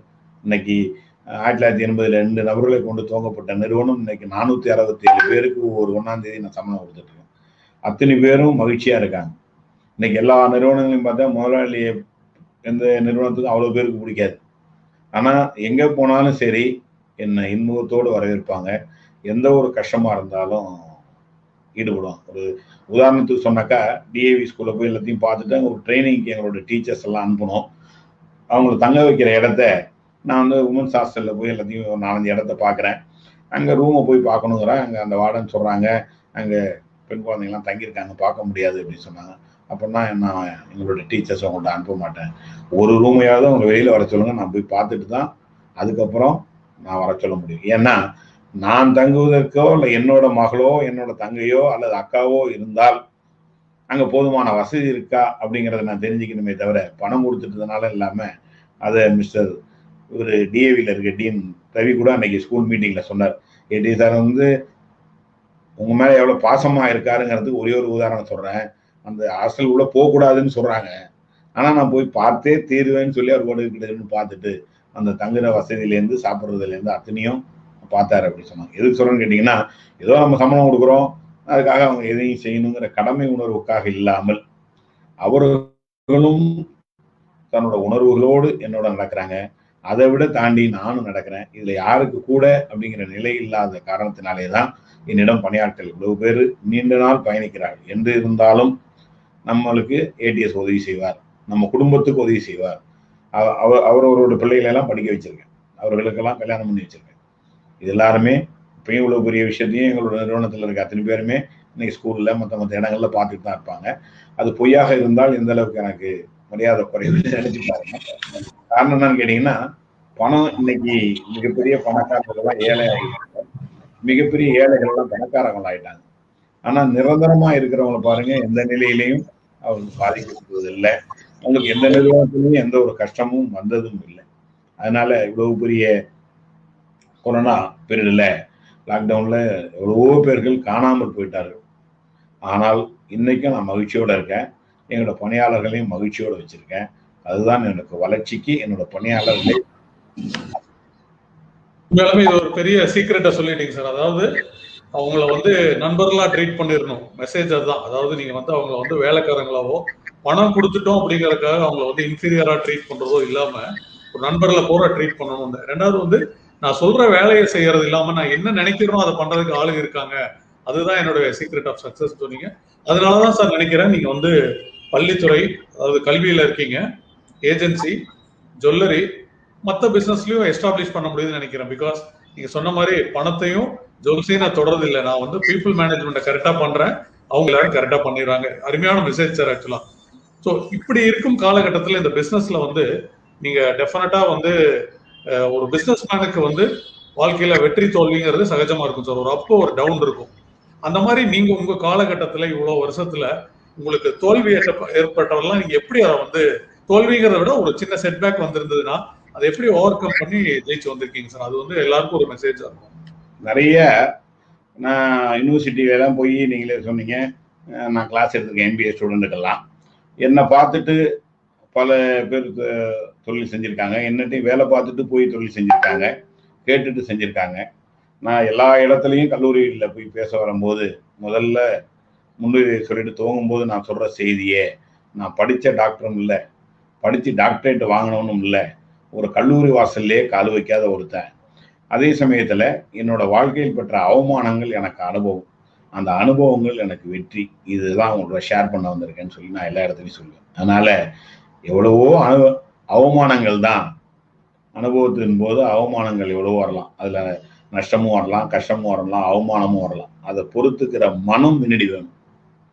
ஆகா ஒருத்தர் வசிட்டானே அப்படின்னு நினைக்கிறத விட ஏதோ இன்னைக்கு அவர் கோபமா இருந்திருக்காரு, வசிட்டு போறாரு அப்படின்னு நினைச்சிட்டு போயிடணும். ஒருத்தர் பணம் கொடுக்க முடியல அப்படின்னு சொன்னா அவர் ஏமாத்துறாரே ஆனால் பரவாயில்ல, அவருக்கு சூழ்நிலை இயலாத போது சரி ஏதோ அவருக்கு கஷ்டம், இதுவரை இது நாள் வரை கஷ்டமா இருந்தாரு, அதனால இன்னைக்கு ஏதோ அவருக்கு இப்போ உள்ள சந்தர்ப்ப சூழ்நிலையில முடியல அப்படின்னு நினைச்சுக்கிறது அப்படின்னு. அதுபோல ஒவ்வொரு காலகட்டத்திலையும் பல்வேறு நிகழ்வுகள் ஏற்றத்தாழ்வுகள்லாம் வந்தது. சாதாரணம் பார்த்தீங்கன்னா பேங்க் ஆஃப் தஞ்சாவூருங்கிற ஒரு பிரைவேட் செக்டார் பேங்க் அது. அந்த காலத்தில் அது இந்த நம்ம மூப்பனார் ஐயா அவர்களுடைய ஃபேமிலிக்கு நாங்கள் நம்ம வேண்டியவங்க, அவருக்கு வேண்டியவர் இருக்காருங்கனால அந்த பேங்க்கில் நாங்கள் அக்கௌண்ட் வச்சுருந்தோம். அதில் வரவு செலவு செய்துட்டு இருந்தபோது திடீர்னு ஒரு நாள் மானிட்டோரியம் போட்டாங்க. கிட்டத்தட்ட அந்த காலத்தில் ஒரு 3 லட்சம் ரூபா பணம் வந்து அக்கௌண்ட்டில் இருக்குது. மறுநாள் காலையில் பேங்க்கு ப்ரீஸ் ஆயிடுச்சு. நான் பிரிட்டானியா கம்பெனியில் சொல்கிற மாதிரி ஆகிட்டுங்கன்னு அவங்க அதுக்கு சொல்கிறது அதுக்குதான் நான் வந்து நேஷனலைஸ் பேங்க்ல அக்கௌண்ட் வச்சுக்கணும்னு சொன்னேன். நீங்க பிரைவேட் செக்டார்ல வச்சுக்கிட்டீங்க, அதனால தான் ப்ராப்ளம். நீங்க உடனடியாக அந்த பணத்தை டிடியா அனுப்பணும் அப்படின்னு சொல்லிட்டாங்க. அன்னைக்கு ஏற்பட்ட விஷயம் இருக்குன்னா அதோட துவண்டு போயிருப்பாங்க. சரி, ரைட், நடந்துட்டு, நடக்கக்கூடாது, இதற்கு வேண்டிய அடுத்த முயற்சி என்ன அப்படின்னு சொல்லும்போது அடுத்தடுத்த லெவல்ல நண்பர்களும், நான் இந்த அளவுக்கு வளர்ந்துருக்கேன்னு சொன்னா எனக்கு இனிய நண்பர், எனக்கு உடன்புறவா சகோதரர், பட்டுக்கோட்டையில Vinayaka chit fund chit fund நடத்திக்கிட்டு இருக்காங்க. அவங்க எனக்கு நண்பராக கிடைச்சாங்க. அதன் வாயிலாக எப்பெல்லாம் எனக்கு பணம் தேவைப்படுதோ அன்னைக்கெல்லாம் எல்லா விஷயத்துக்கும் உதவி பண்ணாருன்னா அவரு மிஸ்டர் கண்ணன் இருக்காங்க. அவங்க அதுபோல ஐஓபி வங்கி வந்து என்னோட வளர்ச்சிக்கு மிகப்பெரிய துணை. நான் வந்து என்னோட திருமண பத்திரிகையில எல்லாரும் பார்த்துருக்கீங்கன்னா மச்சான், மாமன், அண்ணன், தம்பி இப்படிதான் எல்லாரையும் போட்டிருப்பாங்க. என்னோட பத்திரிகை அழைப்பதில் எல்லாத்துலயும் பார்த்தீங்கன்னா என்னோட வளர்ச்சிக்கு துணை அப்படின்னு போட்டு Indian overseas bank, Thiruvarur Lakshmi Narayana cooperative urban bank, Sri Neelakanta Vinayaka benefit fund அப்படின்னு சொல்லிட்டு பிரிட்டானியா இண்டஸ்ட்ரீஸ் லிமிடெட்னு சொல்லி போட்டேன். அப்போ அந்த காலத்தில் சிவகாசியில் தான் வந்து கலர் பிரிண்ட் எல்லாம் ஓட்ட முடியும். அங்கே கார்னேஷனுங்கிற கம்பெனியில் அடித்த போது அந்த முதலாளி சொன்னாராம், இது வரைக்கும் ஒரு 3 கோடி 4 கோடி பத்திரிகை அடிச்சிருக்கேன் நான் பிரசவிச்ச காலத்துலேருந்து, இப்படி ஒரு பத்திரிகையில் பேர் போட்டது இதுதான் முதல் முறை அப்படின்னு சொல்லிட்டு அவங்க மேனேஜர்கிட்ட சொன்னான்னு சொல்லி என்ன சொன்னாங்க. அதுபோல இன்னைக்கு ஐஓபியும் அந்த பட்டுக்கோட்டை கண்ணனும் திருவாரூரில் இருக்கிற லட்சுமணான பேங்க்கும் எனக்கு என்னோட நான் நாணயமாக நடந்தங்கிறது என்னோட கடமை. ஆனால் அந்த நாணயத்தை நம்பி கொடுத்தாங்கிறதெல்லாம் ஒரு மிகப்பெரிய விஷயம். அதன் கொடுத்ததன் வாயிலாக பல்வேறு கஷ்டங்களை நம்பிக்கையோடு நம்ம நாணயமாக நடந்துட முடியும், நம்ம நாணயமாக கொடுத்துட முடியும், நாணயமாக செஞ்சிட முடியுங்கிற நம்பிக்கையை நம்ம இருந்தது காரணத்தினால நான் வந்து மேலே வளர முடியுது. இன்னைய வரைக்கும் இந்த நிமிஷம் கூட சொல்கிறேன், எனக்கு நிகரான ஒரு நாணயஸ்தரை இது வரைக்கும் பார்க்கலன்னு பகிரங்கமாக இந்த இணையதளத்துலையும் சொல்கிறேன், எங்களோட பிள்ளைகள்டையும் சொல்லிட்டு இருக்கேன். இன்னைக்கு வந்து 1ஆம் தேதி பணம் கொடுக்கணும் அப்படின்னு நினைச்சால் இந்த இரவு 12:01 வந்துட்டா கேலண்டர் மாறிடும், விடியாரத்தில் மாறிடும் முள்ளு. நீங்கள் 12:01 வந்தால் நாளைக்கு உங்களுக்கு 1 லட்சம் இல்லை, 1 ரூபாய் இல்லை, 1 கோடி தர்றேன்னு சொல்லியிருந்தா அந்த பணம் இரவே கட்டி வைக்கப்பட்டிருக்கும், மறுநாள் காலையில் கொடுக்கப்படுங்கிற நிலையில தான் நான் இருக்கேன். எங்கள் பையனோட எல்லாமே வியந்து போவாங்க, எப்படி அவரால் இது பாசிபிள் ஆகுது அப்படின்னு. அதெல்லாம் எப்படி செய்யறோமோ அதை பொறுத்து தான் நம்மளோட வளர்ச்சி. எதையுமே அலட்சியமாக நாளை தரேன்னு கூட சொல்லலாம், 4 நாள் கழித்து கூட சொல்லலாம். ஆனால் அந்த சொன்ன நேரத்துல சொன்னபடி நடக்கும் பட்சத்துல எந்த கஷ்டத்தையும் நிச்சயமாக சமாளிக்க முடியும்.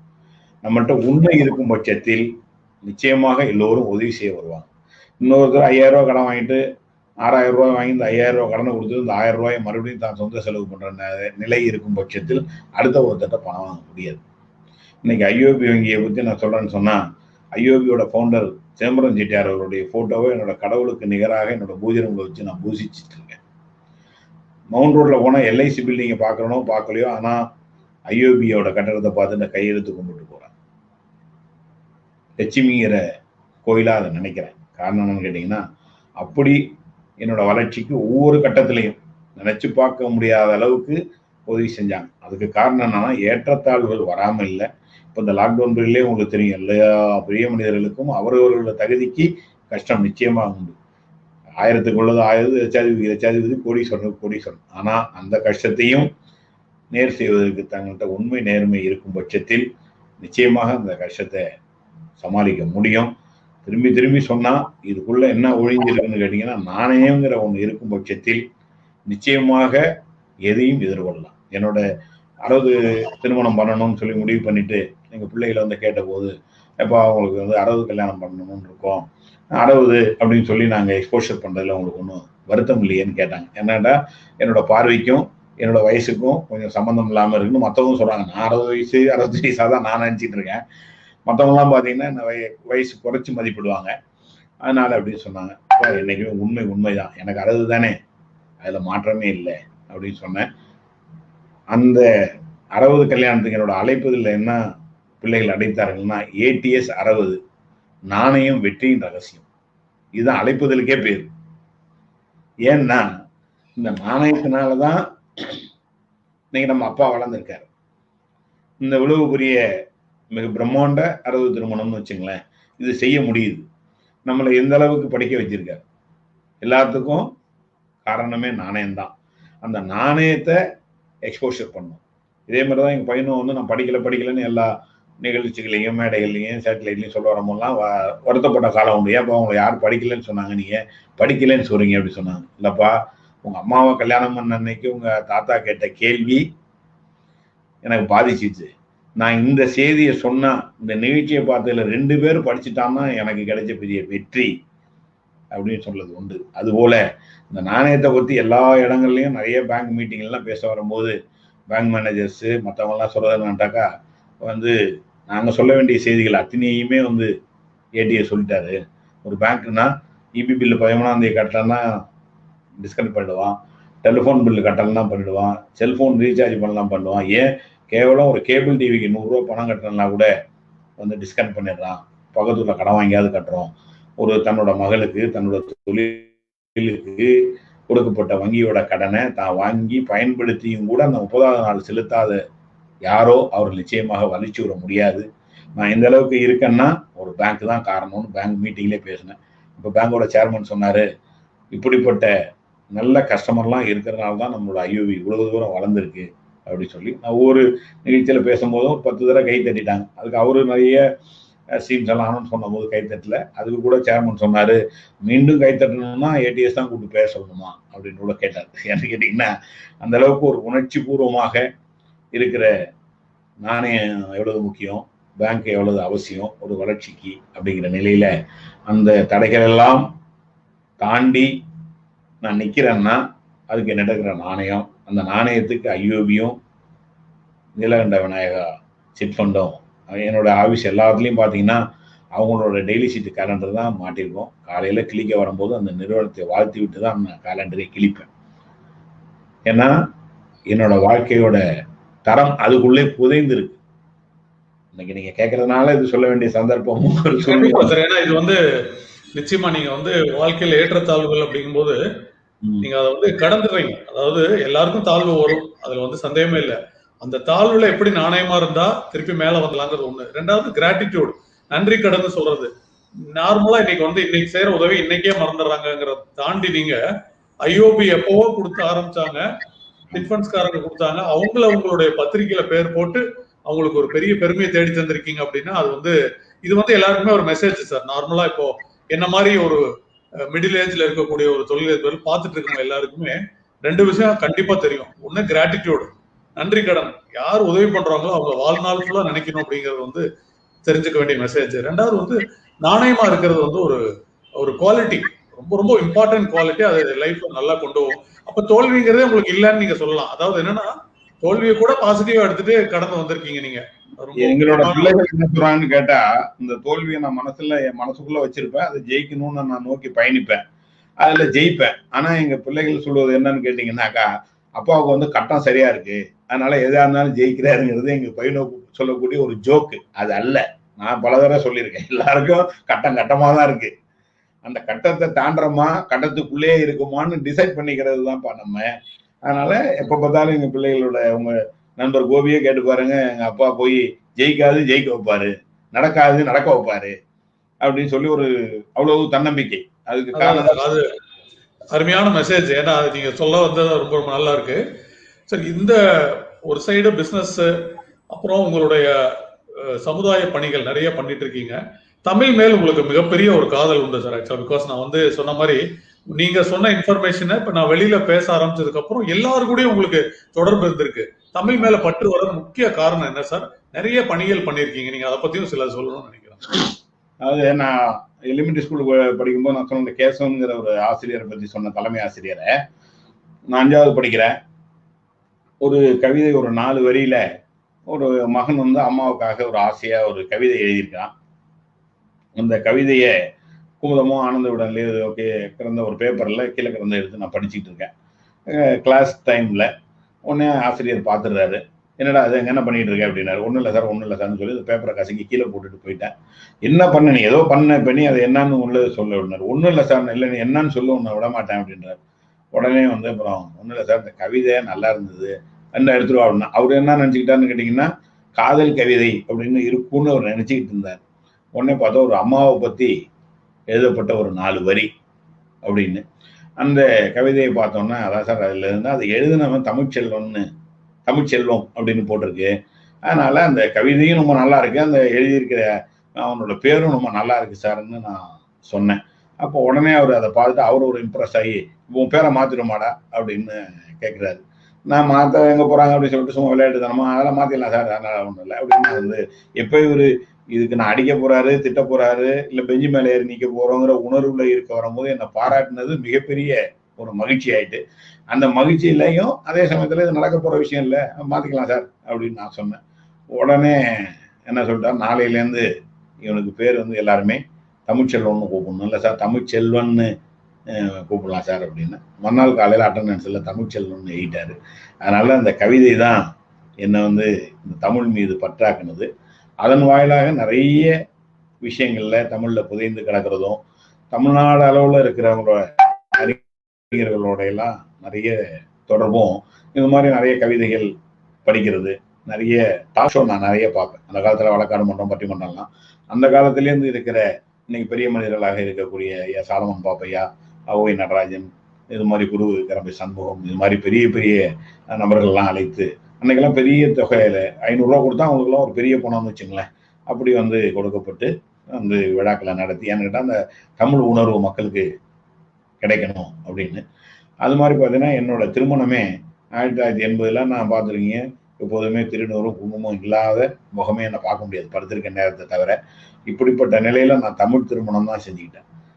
ஐயா அவர்களை வச்சு தமிழ் திருமணம் பண்ணிட்டவன்.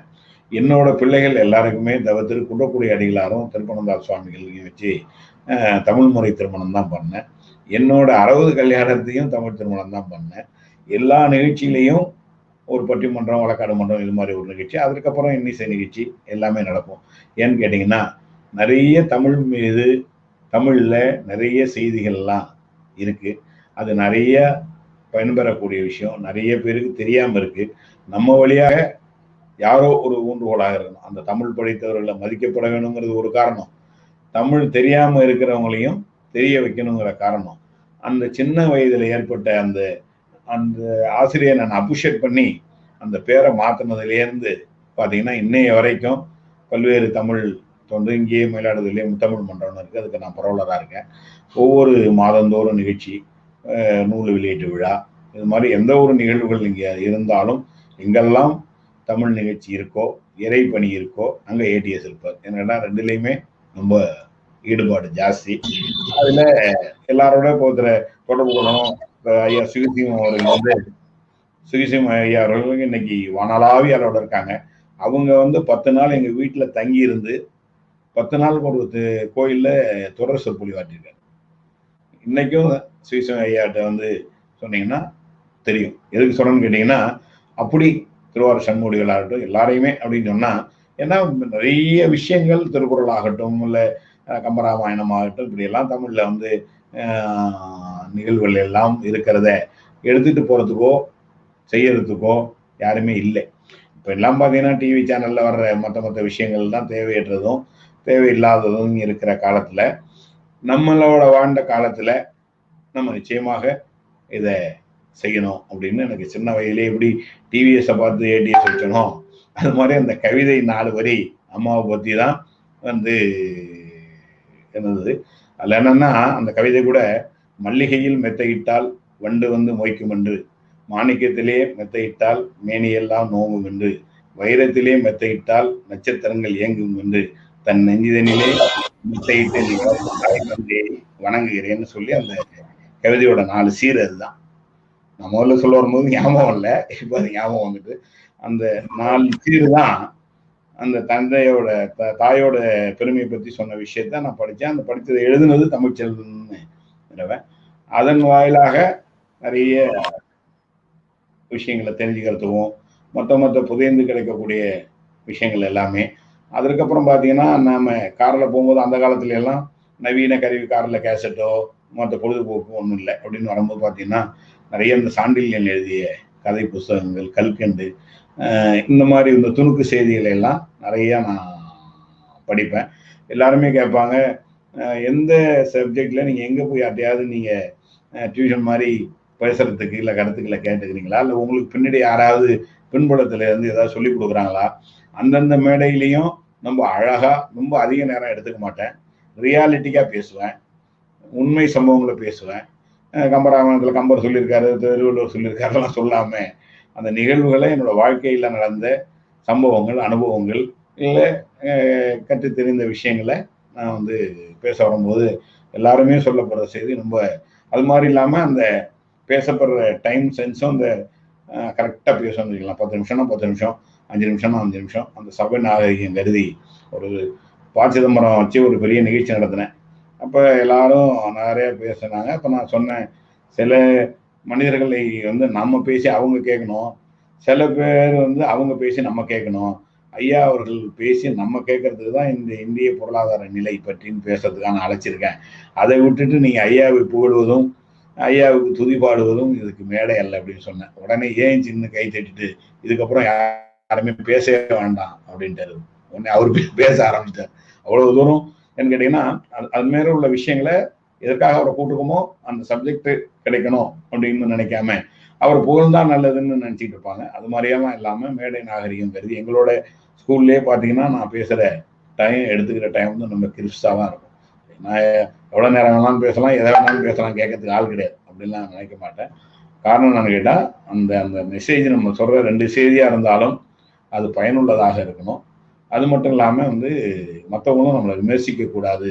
மேடை நாகரிகமே உங்களுக்கு தெரியும், எது பேசணுங்கிறத விட எது பேசக்கூடாதுன்னு தெரிஞ்சிருக்கணும். இப்போ நான் உங்களோட இன்னைக்கு இதுக்கு நான் ஒத்துக்கிட்டதுக்கு அப்புறம் நான் என்ன முடிவு பண்ணிருக்கேன்னா, ஏதாவது தவறுதலாக ஒரு வார்த்தையை மிஸ் பண்ணி சொல்லிடக்கூடாது அப்படிங்கிறதுல ஜாக்கிரதையா இருந்தா பேசுறேன். ஏன்னு கேட்டா அவ்வளவு பேரும் பாக்குறாங்க, உற்று நோக்குறாங்க. அப்ப நான் இவ்வளவு தூரம் செய்யப்பட்ட செய்தி ஒரு சின்ன ஒரு ஸ்லாங் மாறி இருக்கும் பட்சத்துல தவறாக போயிடும். அதனாலதான் வந்து நிறைய செய்திகள் புதைந்து கிடைக்குது. அதோட நான் வைத்திருக்கிற என்னோட அனுபவம் மிக்க வயது முதிர்ந்த இன்னைக்கெல்லாம் குன்றக்குடி சுவாமிகள்லாம் எடுத்தீங்கன்னா என்னோட போன் அடிச்சு என்னன்னா எவ்வளவு பெரிய மேடையில இருந்தாலும் ஐயா மேடையில இருக்கேன் அப்புறம் பேசுறேன்னு சொல்லுவாங்க. அது மாதிரி ஒவ்வொரு தமிழறிஞர்களையும் வச்சிருக்கேன். காரணம்னா தேவையற்ற நிலையில தொந்தரவு செய்ய மாட்டேன். அவசியப்பட்டாதான் ஒரு விஷயத்த இதுவேன். எந்த ஒரு விஷயம் ஒரு இங்கிலீஷ்ல ஒரு வேர்டு இருக்கு அது தெரியலன்னு சொன்னா உடனடியா அந்த தமிழறிஞருக்கு போன் பண்ணி அதுக்கு என்ன கரெக்டான வேர்டுன்னு தெரிஞ்சாதான் எனக்கு ராத்திரி தூக்கம் வரும். எனக்கு தெரியலங்கிறத பகிரங்கமா ஒத்துக்குவேன், பகிரங்கமா கேட்பேன். அதுல எனக்கு ரொம்ப ஈடுபாடு ஜாஸ்தி. அதன் வாயிலாக தமிழை வளர்க்க வேண்டும், தமிழுக்கு நம்ம தொண்டாட்ட வேண்டும். பேருந்து மற்றும் இந்த தமிழ் வளர்ச்சி கழகத்துல எங்க பார்த்தாலும் போர்டெல்லாம் தமிழ்ல வைக்கணும் அப்படின்னு சொல்லிட்டு ஒரு விழாவே இப்ப இந்த அரசுல கொண்டாடினாங்க. அப்ப நான் கூட சொன்னேன், நான் வியாபாரியாகவும் இருந்துக்கிட்டு தமிழ் செல்வன்னு பேர் வச்சுக்கிட்டு என் போர்டை தமிழ்ல வச்சிடலாம இருந்தா அதுவே குற்றம். நான் இந்த அடுத்த சில நேரத்திலேயே என்னோட போர்டை தமிழ்ல மாற்றி வச்சிருவேன்னு சொல்லி சொன்னேன். எல்லாரும் கை தட்டினாங்க அப்படின்னு. அது மாதிரி அந்த விஷயத்துல வந்து எனக்கு ஒரு ஈடுபாடு நிறைய புதைந்து கிடக்கிறது வெளிக்கொண்டு வரணுங்கிற எண்ணம் தான் எனக்கு தமிழ் மீது உள்ள ஏற்பட்ட. ஏன்னா தமிழ் பற்று அப்படிங்கிறது வந்து உண்மையாலுமே நீங்க வந்து ரொம்ப சிலாகிச்சு பேசிட்டீங்க. பிகாஸ் அது பிசினஸ் இன்னும் இருக்கு, பட் அதை தாண்டி சமுதாய பணிங்கிறது வந்து எல்லாருமே பண்றது இல்லை. ஆக்சுவலா இந்த மாதிரி ஒரு பற்று வேணும், 2வது ஈடுபாடு இருக்கவங்கனாலதான் அது பண்ண முடியும். நீங்க அதை வந்து உங்களுடைய நேரத்தை தாண்டி பிசினஸ் நேரத்தை தாண்டி செலவு பண்ணி அதுக்காக இன்வெஸ்ட் பண்றது வந்து அது நீங்க என்ஜாய் பண்ணி பண்றீங்கன்னு தான் சொல்லணும் ஆக்சுவலா. அதனாலதான் இந்த அளவுக்கு உங்களால இறை பணியா இருக்கட்டும் சமுதாய பணியா இருக்கட்டும் ரொம்ப நல்லா பண்ணிட்டு இருக்கீங்க சார். எனக்கு வந்து உங்ககிட்ட கேட்கணும்னு நினைக்கிற கேள்வி, புதுசா தொழில் தொடங்கணும்னு நினைக்கிறவங்களுக்கு, அதாவது நீங்க ஒரு சக்சஸ்ஃபுல் என்டர்பிரனர், சாதாரண ஒரு 2 தொழிலாளர்களை வச்சு ஒரு 500 பேரா இருக்கட்டும், சின்ன முதலீடுல ஆரம்பிச்சு ஒரு 100 கோடி வரைக்கும் வியாபாரம் பண்ணக்கூடிய அவங்க, புதுசா தொழில் தொடங்குறவங்களுக்கு உங்களுடைய ஆன்லைன் அட்வைஸா நீங்க எதை சொல்லுவீங்க சார்? ஆக்சுவலா இப்படி இருந்தா வாழ்க்கையில வெற்றி பெற்றலாம் அப்படின்னு.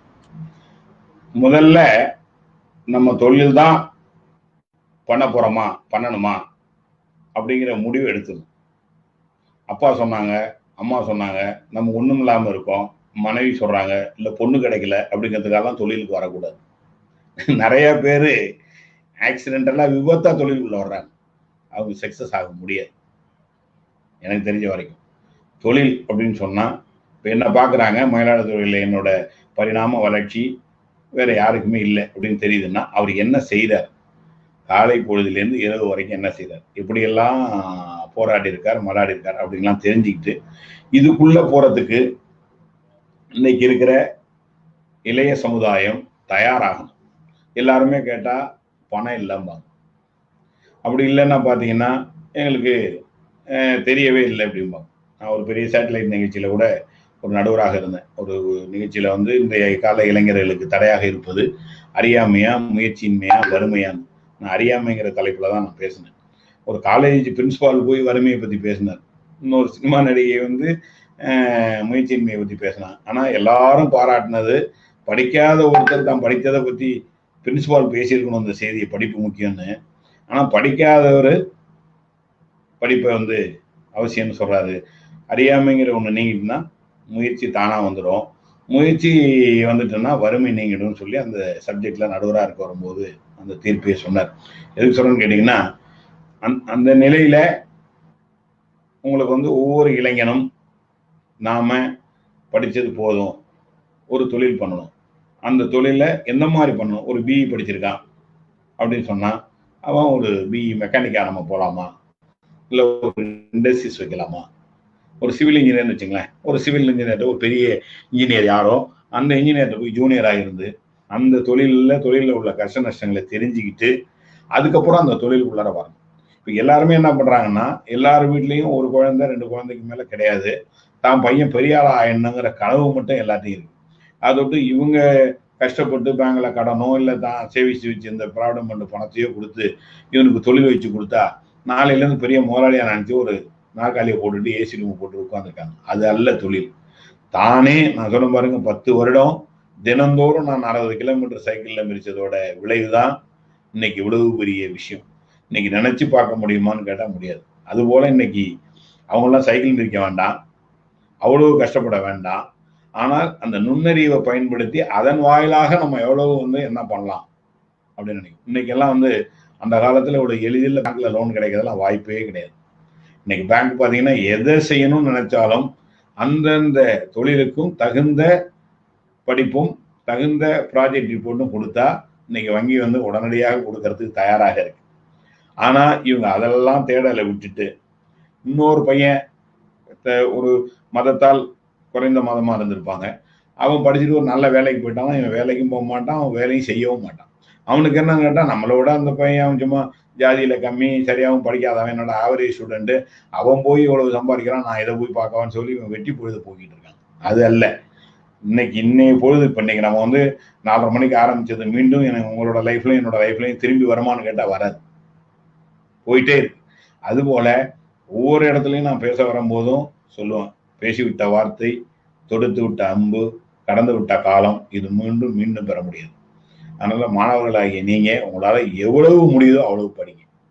படிச்சு முடிச்சதுக்கு அப்புறம் ஒரு நாள் கூட வீட்டுல உங்களுக்கு இலவசமா சாப்பாடு போடுறாங்கன்னு நினைச்சிட்டு வீட்டுல அப்பா அம்மாவுக்கு தொல்லை கொடுக்காங்க. படித்து முடிச்சிட்டியா, இதுக்கப்புறம் படிக்கிறதுக்கு வயசு வாய்ப்போ இல்லை படிக்கிறதுக்கு ஐடியா இல்லைன்னா நாளைய காலையில உன்னோட உணவுக்கு உன்னோட உடைக்கு சம்பாதிக்கணுங்கிற தொழில் எண்ணத்தை நீ ஊக்குவி. அதுக்கப்புறம் அது தானா இந்த எண்ணம் இருக்கும் பட்சத்துல அப்புறம் எல்லாத்தையும் நீ பண்ணுவ, அப்புறம் அப்பா அம்மாவுக்கு பண்ணுவ, ஊருக்கு பண்ணுவ, உலகத்துக்கு பண்ணுவ. இது இல்லாமல் எல்லாமே அப்பா போடுவாங்க, இல்லை அப்பா பைக் வாங்கி கொடுப்பாங்க, அப்பா கால்குலேட்டர் வாங்கி கொடுப்பாங்க, கம்ப்யூட்டர் வாங்கி கொடுப்பாங்கன்னு நினைக்காமல் இருக்கிற மாணவர்கள்லாம் தன்னால் முடிந்த முயற்சிக்கு தன்னோட நிலைப்பாட்டுக்கு டே டு டே லைஃப்ல ரன் பண்றதுக்கு முதல்ல முயற்சி பண்ணுங்க. அதன் வாயிலாக அடுத்தது வரலாம். அதற்கு ஒரு நல்ல நிறுவனத்தை தேர்ந்தெடுங்க. ஏதோ ஒரு வேலை பார்த்தோம் அப்படின்னு இல்லை, எந்த வேலை வேணாலும் பார்க்கலாம், அதுல ஈடுபாடா செய்யணும். எல்லாருமே என்னன்னு கேட்டீங்கன்னா, அப்பா வந்து எத்தனையோ பேர் சொல்லுவாங்க, அவங்க அப்பா எனக்கு வேண்டியவராக இருப்பாரு, பையனை கொண்டாந்து என் பையங்க கொஞ்சம் பார்த்துங்க வச்சுக்கோன்னு சொல்லிட்டு அவனுக்கு இதில் லைக்கே இருக்காது. அவர் எப்படியாவது ஏடிஎஸ்கிட்ட வந்துட்டா ஏடிஎஸ் மாதிரி பெரிய ஆளா போயிடுவான்னு நினைச்சிட்டு கொண்டாந்து விடுவார். இவனுக்கு எந்த ஒரு ஈடுபாடுமே இருக்காது. இங்க வர்றது கஷ்டமா இருக்கும், இங்க இருக்கிற கண்டிஷன் கஷ்டமா இருக்கும், டைமுக்கு வரணும், டைமுக்கு பஞ்சு பண்ணணும் அப்படின்னு சொன்னா அதுவே அவனுக்கு கஷ்டமா தெரியும். அது மாதிரி வெளியில போகும்போது சாப்பாடுகள்லாம் பார்த்தீங்கன்னா பல நாட்கள் பட்னியா கிடந்தது உண்டு.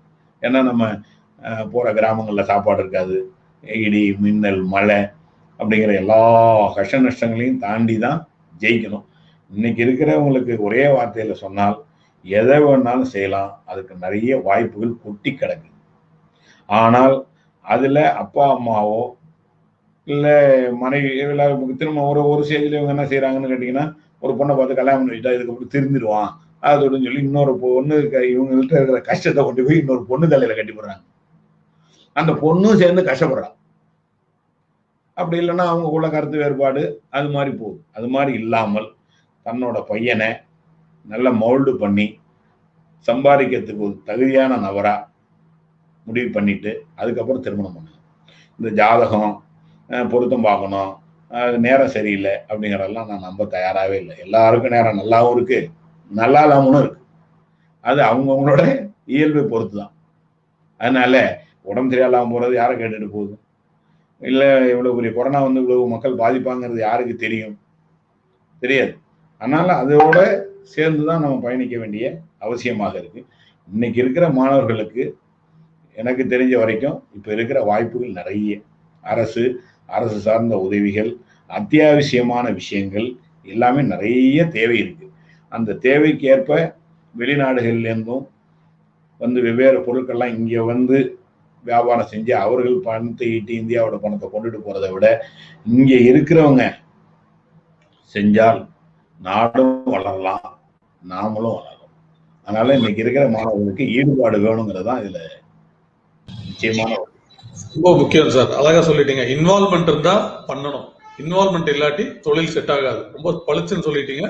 பேரண்ட்ஸோட ப்ரெஷர், ஃப்ரெண்ட்ஸோட ப்ரெஷர், அப்புறம் ஃபேமிலியோட ப்ரெஷர் எது இருந்தாலும் ஒர்க் அவுட் ஆகாது. அந்த இண்டிவிஜுவலுக்கு இன்வால்மெண்ட் இருந்ததுன்னா லைஃப்ல சக்சஸ் பண்ணிடலாம். அதை மட்டும் ஃபாலோ பண்ணுங்க அப்படின்னு ரொம்ப அருமையா சொல்லிட்டீங்க.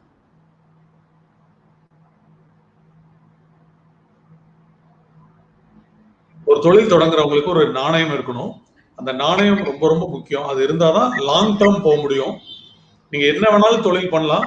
தொழிலாளர்கள் ரொம்ப முக்கியம், பீப்புள் மேனேஜ்மெண்ட் ரொம்ப முக்கியம். பணம்ங்கிறது பெருசு இல்லை, வரும் போகும். பட் அதுல வந்து ஒரு நாணயம், நிறைய விஷயங்கள், பல்வேறு விஷயங்களை நீங்க அழகா சொல்லியிருந்தீங்க. நாணயம், உழைப்பு, முயற்சி, இது மூணுமே. சார் நான் வந்து இவ்வளவு விஷயங்களை பண்ண நீங்க வந்து இறுதியா நான் கேட்கணும்னு நினைக்கிறது வந்து உங்களுக்கு ஒரு மனநிறைவான வாழ்க்கைன்னு நீங்க சொல்லுவீங்களா? அதாவது ஒரு 360 டிகிரி நான் உங்களை பார்க்கும்போது ஒரு 360 டிகிரி எல்லாத்தையும் அட்டன் பண்றீங்க. இறைப்பணி, தமிழ் பணி, சமுதாய பணி, பிசினஸ், எஜுகேஷன், எல்லா துறையில இருக்கீங்க. முழுமையான ஒரு நிறைவான ஒரு வாழ்க்கை வாழ்ந்த ஒரு நிறைவு இருக்கா சார் உங்களுக்கு? நிச்சயமா. என்னோட 3 பிள்ளைகளுக்குமே பாத்தீங்கன்னா என்னோட 60 கல்யாணத்துல 2 ட்ரஸ்ட் ஆரம்பிச்சேன். சொர்ணாம்பிகை சேவா ட்ரஸ்ட், அது மாதிரி ADA charitable trust. Swarnambigai Seva ட்ரஸ்ட்ங்கிறத 3வது பையனோட பொறுப்பை கொடுத்து அவர் வந்து நான் செய்யப்பட்ட கோயில்கள் கும்பாபிஷேகம் பண்ணப்படணும், எங்கெல்லாம் அன்னம் பழித்தவனோ அந்த இடங்கள்ல எல்லாம் அன்னம் பழிக்கணும், அந்த கோயில் சம்மந்தப்பட்ட திருப்பணிகளை அவர் செய்யணும். பெரிய பையனை பொறுத்த வரைக்கும் ஸ்கூலோட மேனேஜ்மெண்ட்டு, அவர் அதை பார்த்துக்கிட்டு ஏழை பிள்ளைகளை நம்மள்கிட்ட பணிபுரிந்தவர்கள், நம்மளோட உறவினர்கள், இவரோட பிள்ளைகள் எல்லாம் நல்லா படிக்க வச்சு வெளியில அனுப்பணும். அது அவரோட கடமை. அடுத்தபடி மருத்துவம், அதனால தொடரும் அப்படின்னு போட்டு அதில் கல்வி, ஆன்மீகம் மற்றும் மருத்துவம் அப்படிங்கிறது தான் என்னோட வேர்டு அப்படின்னு. அதனால இது 3ஐயும் செய்யறதுக்கு 3 பையனை, என்னோட பையன் டாக்டரா இருக்காரு, மருமகனும் டாக்டர். என்னோட ஒவ்வொரு பிறந்த நாள்லையும் மருந்துடன் கூடிய வைத்தியம், சும்மா ஏதோ போய் பார்த்துட்டு கையை துட்டு பாட்டு சீட்டேஜ் கொடுக்கறது மட்டும் இல்லை. பிப்ரவரி 13ஆம் தேதி அன்னைக்கு ஏதாவது குக்கிராமங்கள்ல மருத்துவ முகாம் பண்றோம். அது மாதிரி ரத்தம் சேகரிப்பு பண்ணி பிளட் பேங்க் டொனேட் பண்றோம். பெரிய பையன் ஏழை பிள்ளைகளை படிக்க வைக்கிறாரு. 3வது பையன் வந்து கோயில் காரியங்களை செய்கிறாரு. நான் வந்து ஔவை பிராட்டி சொன்னது போல ஆலயம் தொடுவது சாலவும் நன்றுன்னு சொன்ன வார்த்தைக்கு இணங்க தினந்தோறும் நான் கோயிலுக்கு போகாத நாளே கிடையாது. என்னோட வீட்டுக்கு அருகாமையே ஒரு ஆஞ்சநேயர் கோயில் சின்ன அளவில் இருந்தது. அதை ஓரளவு அந்த காலத்தில் ஒரு வாழைத்தோட்டத்தில் குரங்குகள் வந்து பழத்தை எல்லாம் சாப்பிட்டுன்னு சொல்லிட்டு பிரார்த்தனை பண்ணிட்டு வச்சதாக ஒரு ஐதீகம். அதுக்கப்புறம் சின்னதாக இருந்தது, அப்புறம் பெருசாக்கி பண்ணிட்டு 2001 ஓரளவு பெருசாக பண்ணேன். இப்போ 2017 மிக பிரம்மாண்டமாக 1 கோடி ரூபாய் செலவு பண்ணி அந்த கோயிலை கும்பாபிஷேகம் பண்ணியிருக்கேன். மயிலாடுதுறையில் இருக்கும் பட்சத்தில் அந்த கோயிலுக்கு போகாமல் நான் வந்ததே கிடையாது. கோயிலுக்கு போயிட்டு வீட்டில் ஒரு 20 நிமிஷம் சாமி கும்பிடுவேன், அந்த கோயிலுக்கு போயிட்டு வந்தால் சாப்பிடுவேன், அதுக்கப்புறம் என்னோட நிறுவனங்களில் துவங்குவேன். அதனால எல்லாருமே இறை பக்தி மேலே முழு நம்பிக்கை வைங்க. நிறைய இப்போ இங்கே மயிலாடுதுறையிலேயே புஷ்கர்மா நடந்தது. அதில் வந்து ஒரு ராமானந்த சுவாமிகள் வந்து தலைவராக இருந்தாங்க, நான் துணைத் தலைவராக இருந்தேன். இங்கே இருக்கிற கோயில்கள்லாம் கும்பாபிஷேகம் செய்யப்பட்டு அதில் ரொம்ப ஈடுபாடோட நிறைய பண்ணியிருக்கோம். அதில் ஒரு மிகப்பெரிய வைப்ரேஷன் இருக்கு.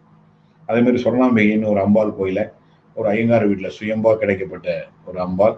அது வந்து என்னோட மனைவிக்கே ஆவேசம் வந்து மூதாதையர் வீட்டை இடிச்சிட்டு தான் கோயில் கட்டணும்னு அவங்க சொன்னாங்க. அதையும் நம்பி 93 கோயில் கட்டி கும்பாபிஷேகம் பண்ணேன்.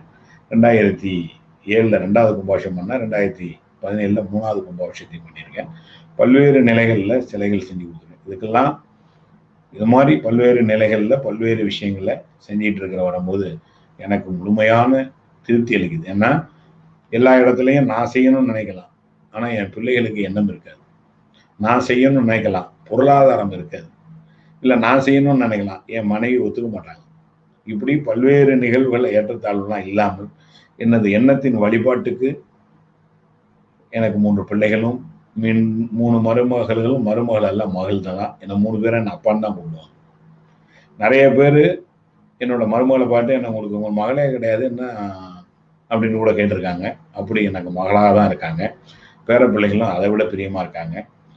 இனி வாழும் காலங்களில் வாழ்ந்து பயணித்து நல்ல மனிதர்களோடு வாழ வேண்டும், நல்லது செய்யணும். நான் ஆஞ்சநேயர் கோயிலில் தினந்தோறும் போகும்போது அவர்கிட்ட என்ன பிரார்த்தனை பண்ணியிருக்கேன்னு கேட்டால், இன்னைக்கு எப்படி சொடன்னு வெள்ளை வெட்டி வெள்ளை சட்டையோட யாரோட தெய்வம் இல்லாமல் உன்னை வந்து தரிசனம் பண்ணிட்டு போறனோ, இதே மாதிரி 100 நாள் வைத்திருந்தாலும் 100 வயது வைத்திருந்தாலும் இதே மாதிரி வச்சிருக்கணும். என்னைக்கு எனக்கு இயலாமைன்னு ஒரு நாள் கூட இருக்கக்கூடாது, அன்னைக்கு நீ இறைவனடி சேர்ந்தணும். அதுபோல இந்த உலகத்துல வாழ்ந்து பயணித்து இறைவனடி சேர்ந்துட்டேங்கிற செய்தியை கேள்விப்பட்டால் இந்த உலகத்தில் ஐயோ ஏடிஎஸ்ஐ இழந்து விட்டோமேன்னு ஏங்குகிற மனம் படைத்தவர்கள் அதிகமாக இருக்கணும்னு வாழ்ந்துட்டு இருக்கேன். இது நடக்கும் அப்படிங்கிறதான் என்னோட எண்ணம். அதனால நிகழ்வுல ஒருத்தர் கேட்ட போது கூட நான் பல்வேறு பெரிய மனிதர்கள்லாம் நாங்கள் கேட்டோம்.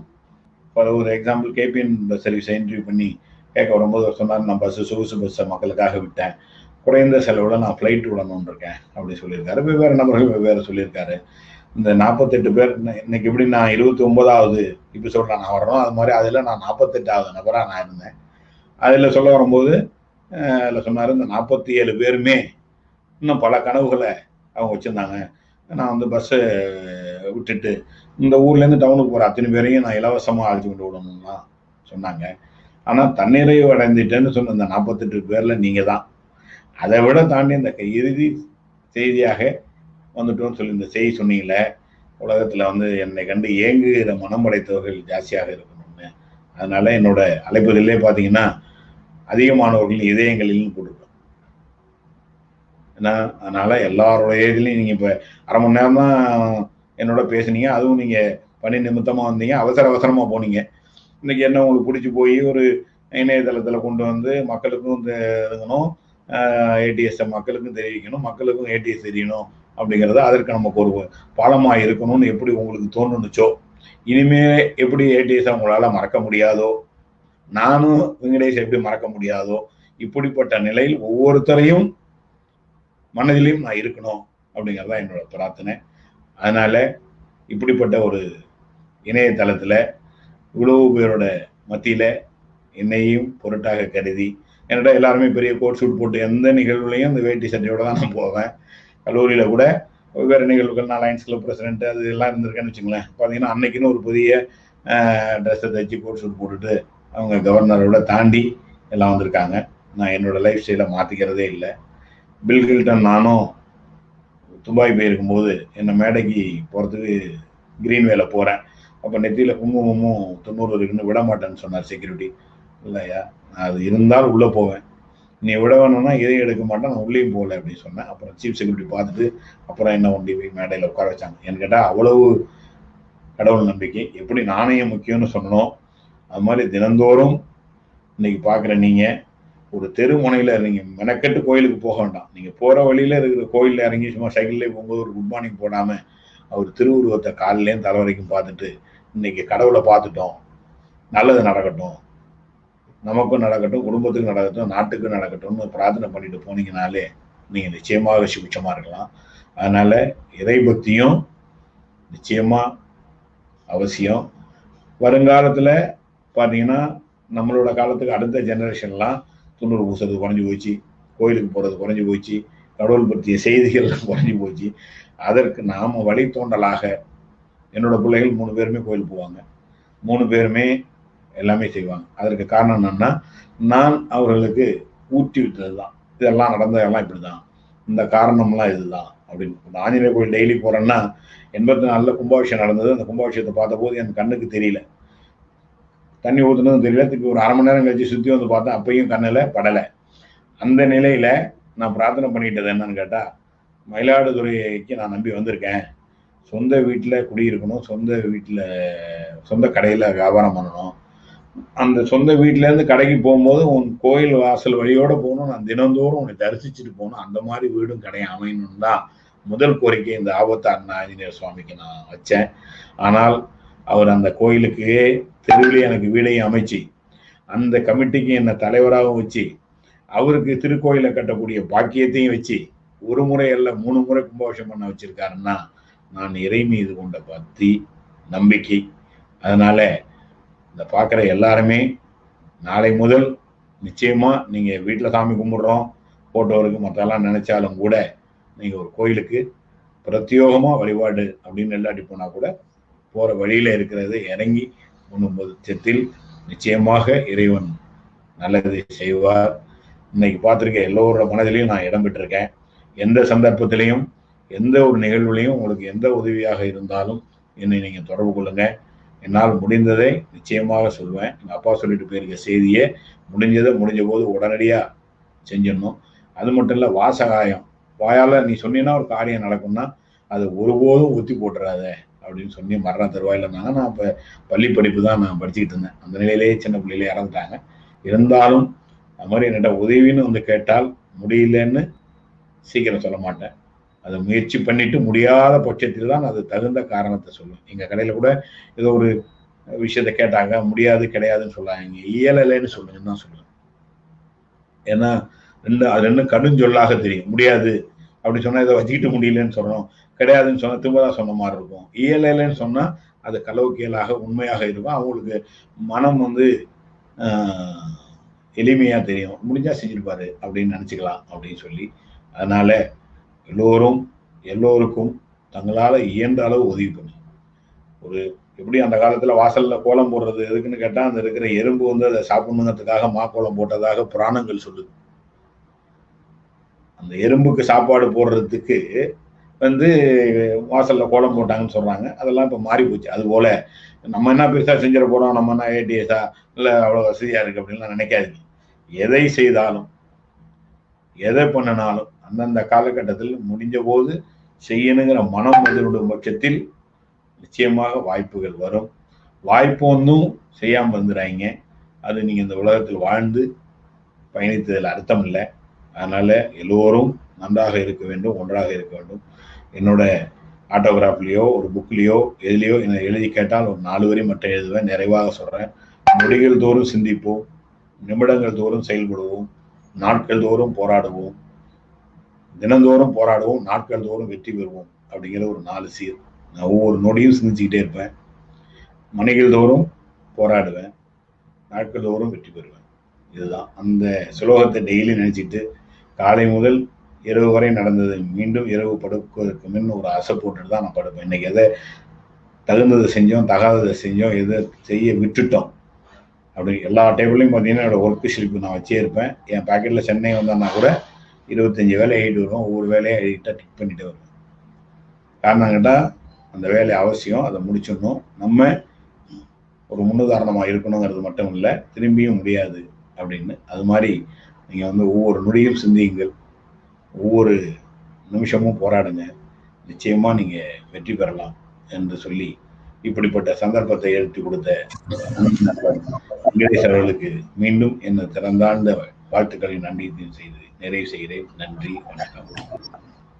ரொம்ப பிரமாதம் சார். அதாவது நான் இது வரைக்கும் 27 எபிசோடு பண்ணி இன்னைக்கு 28வது எபிசோடா இருந்தா கூட வெரி வெரி பிராக்டிக்கல். அதாவது லைஃப்ல ஜெயிக்கிறது ஒரு வகை, பணம் சம்பாதிக்கிறது இன்னொரு வகை, சமுதாய பணி பண்றது அப்படிங்கிறது வேற வேற கேட்டகரியா இருந்தாலும் முழு மனசோட நான் இருக்கேன்னு சொல்லி இது வரைக்கும் நான் யாரையும் பார்க்கல. அது வந்து உங்க மூலியமா தான் தெரிஞ்சுக்கிறேன்.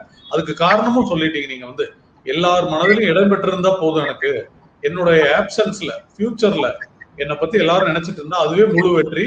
என்னோட குழந்தைகளுக்கு கல்வி, மருத்துவம், இறைப்பணி 3க்கும் 3 பேருக்கு பிரிச்சு கொடுத்துட்டேன் அப்படின்னு சொல்லி தன்னுடைய காலத்திற்கு பிறகும் பொதுமக்கள் சொசைட்டியை நினைக்கக்கூடிய ஒரு ஆண்டர்பிரனரா நீங்க வந்து எனக்கு தெரிஞ்சு நீங்க நம்பர் 1 இருப்பீங்க.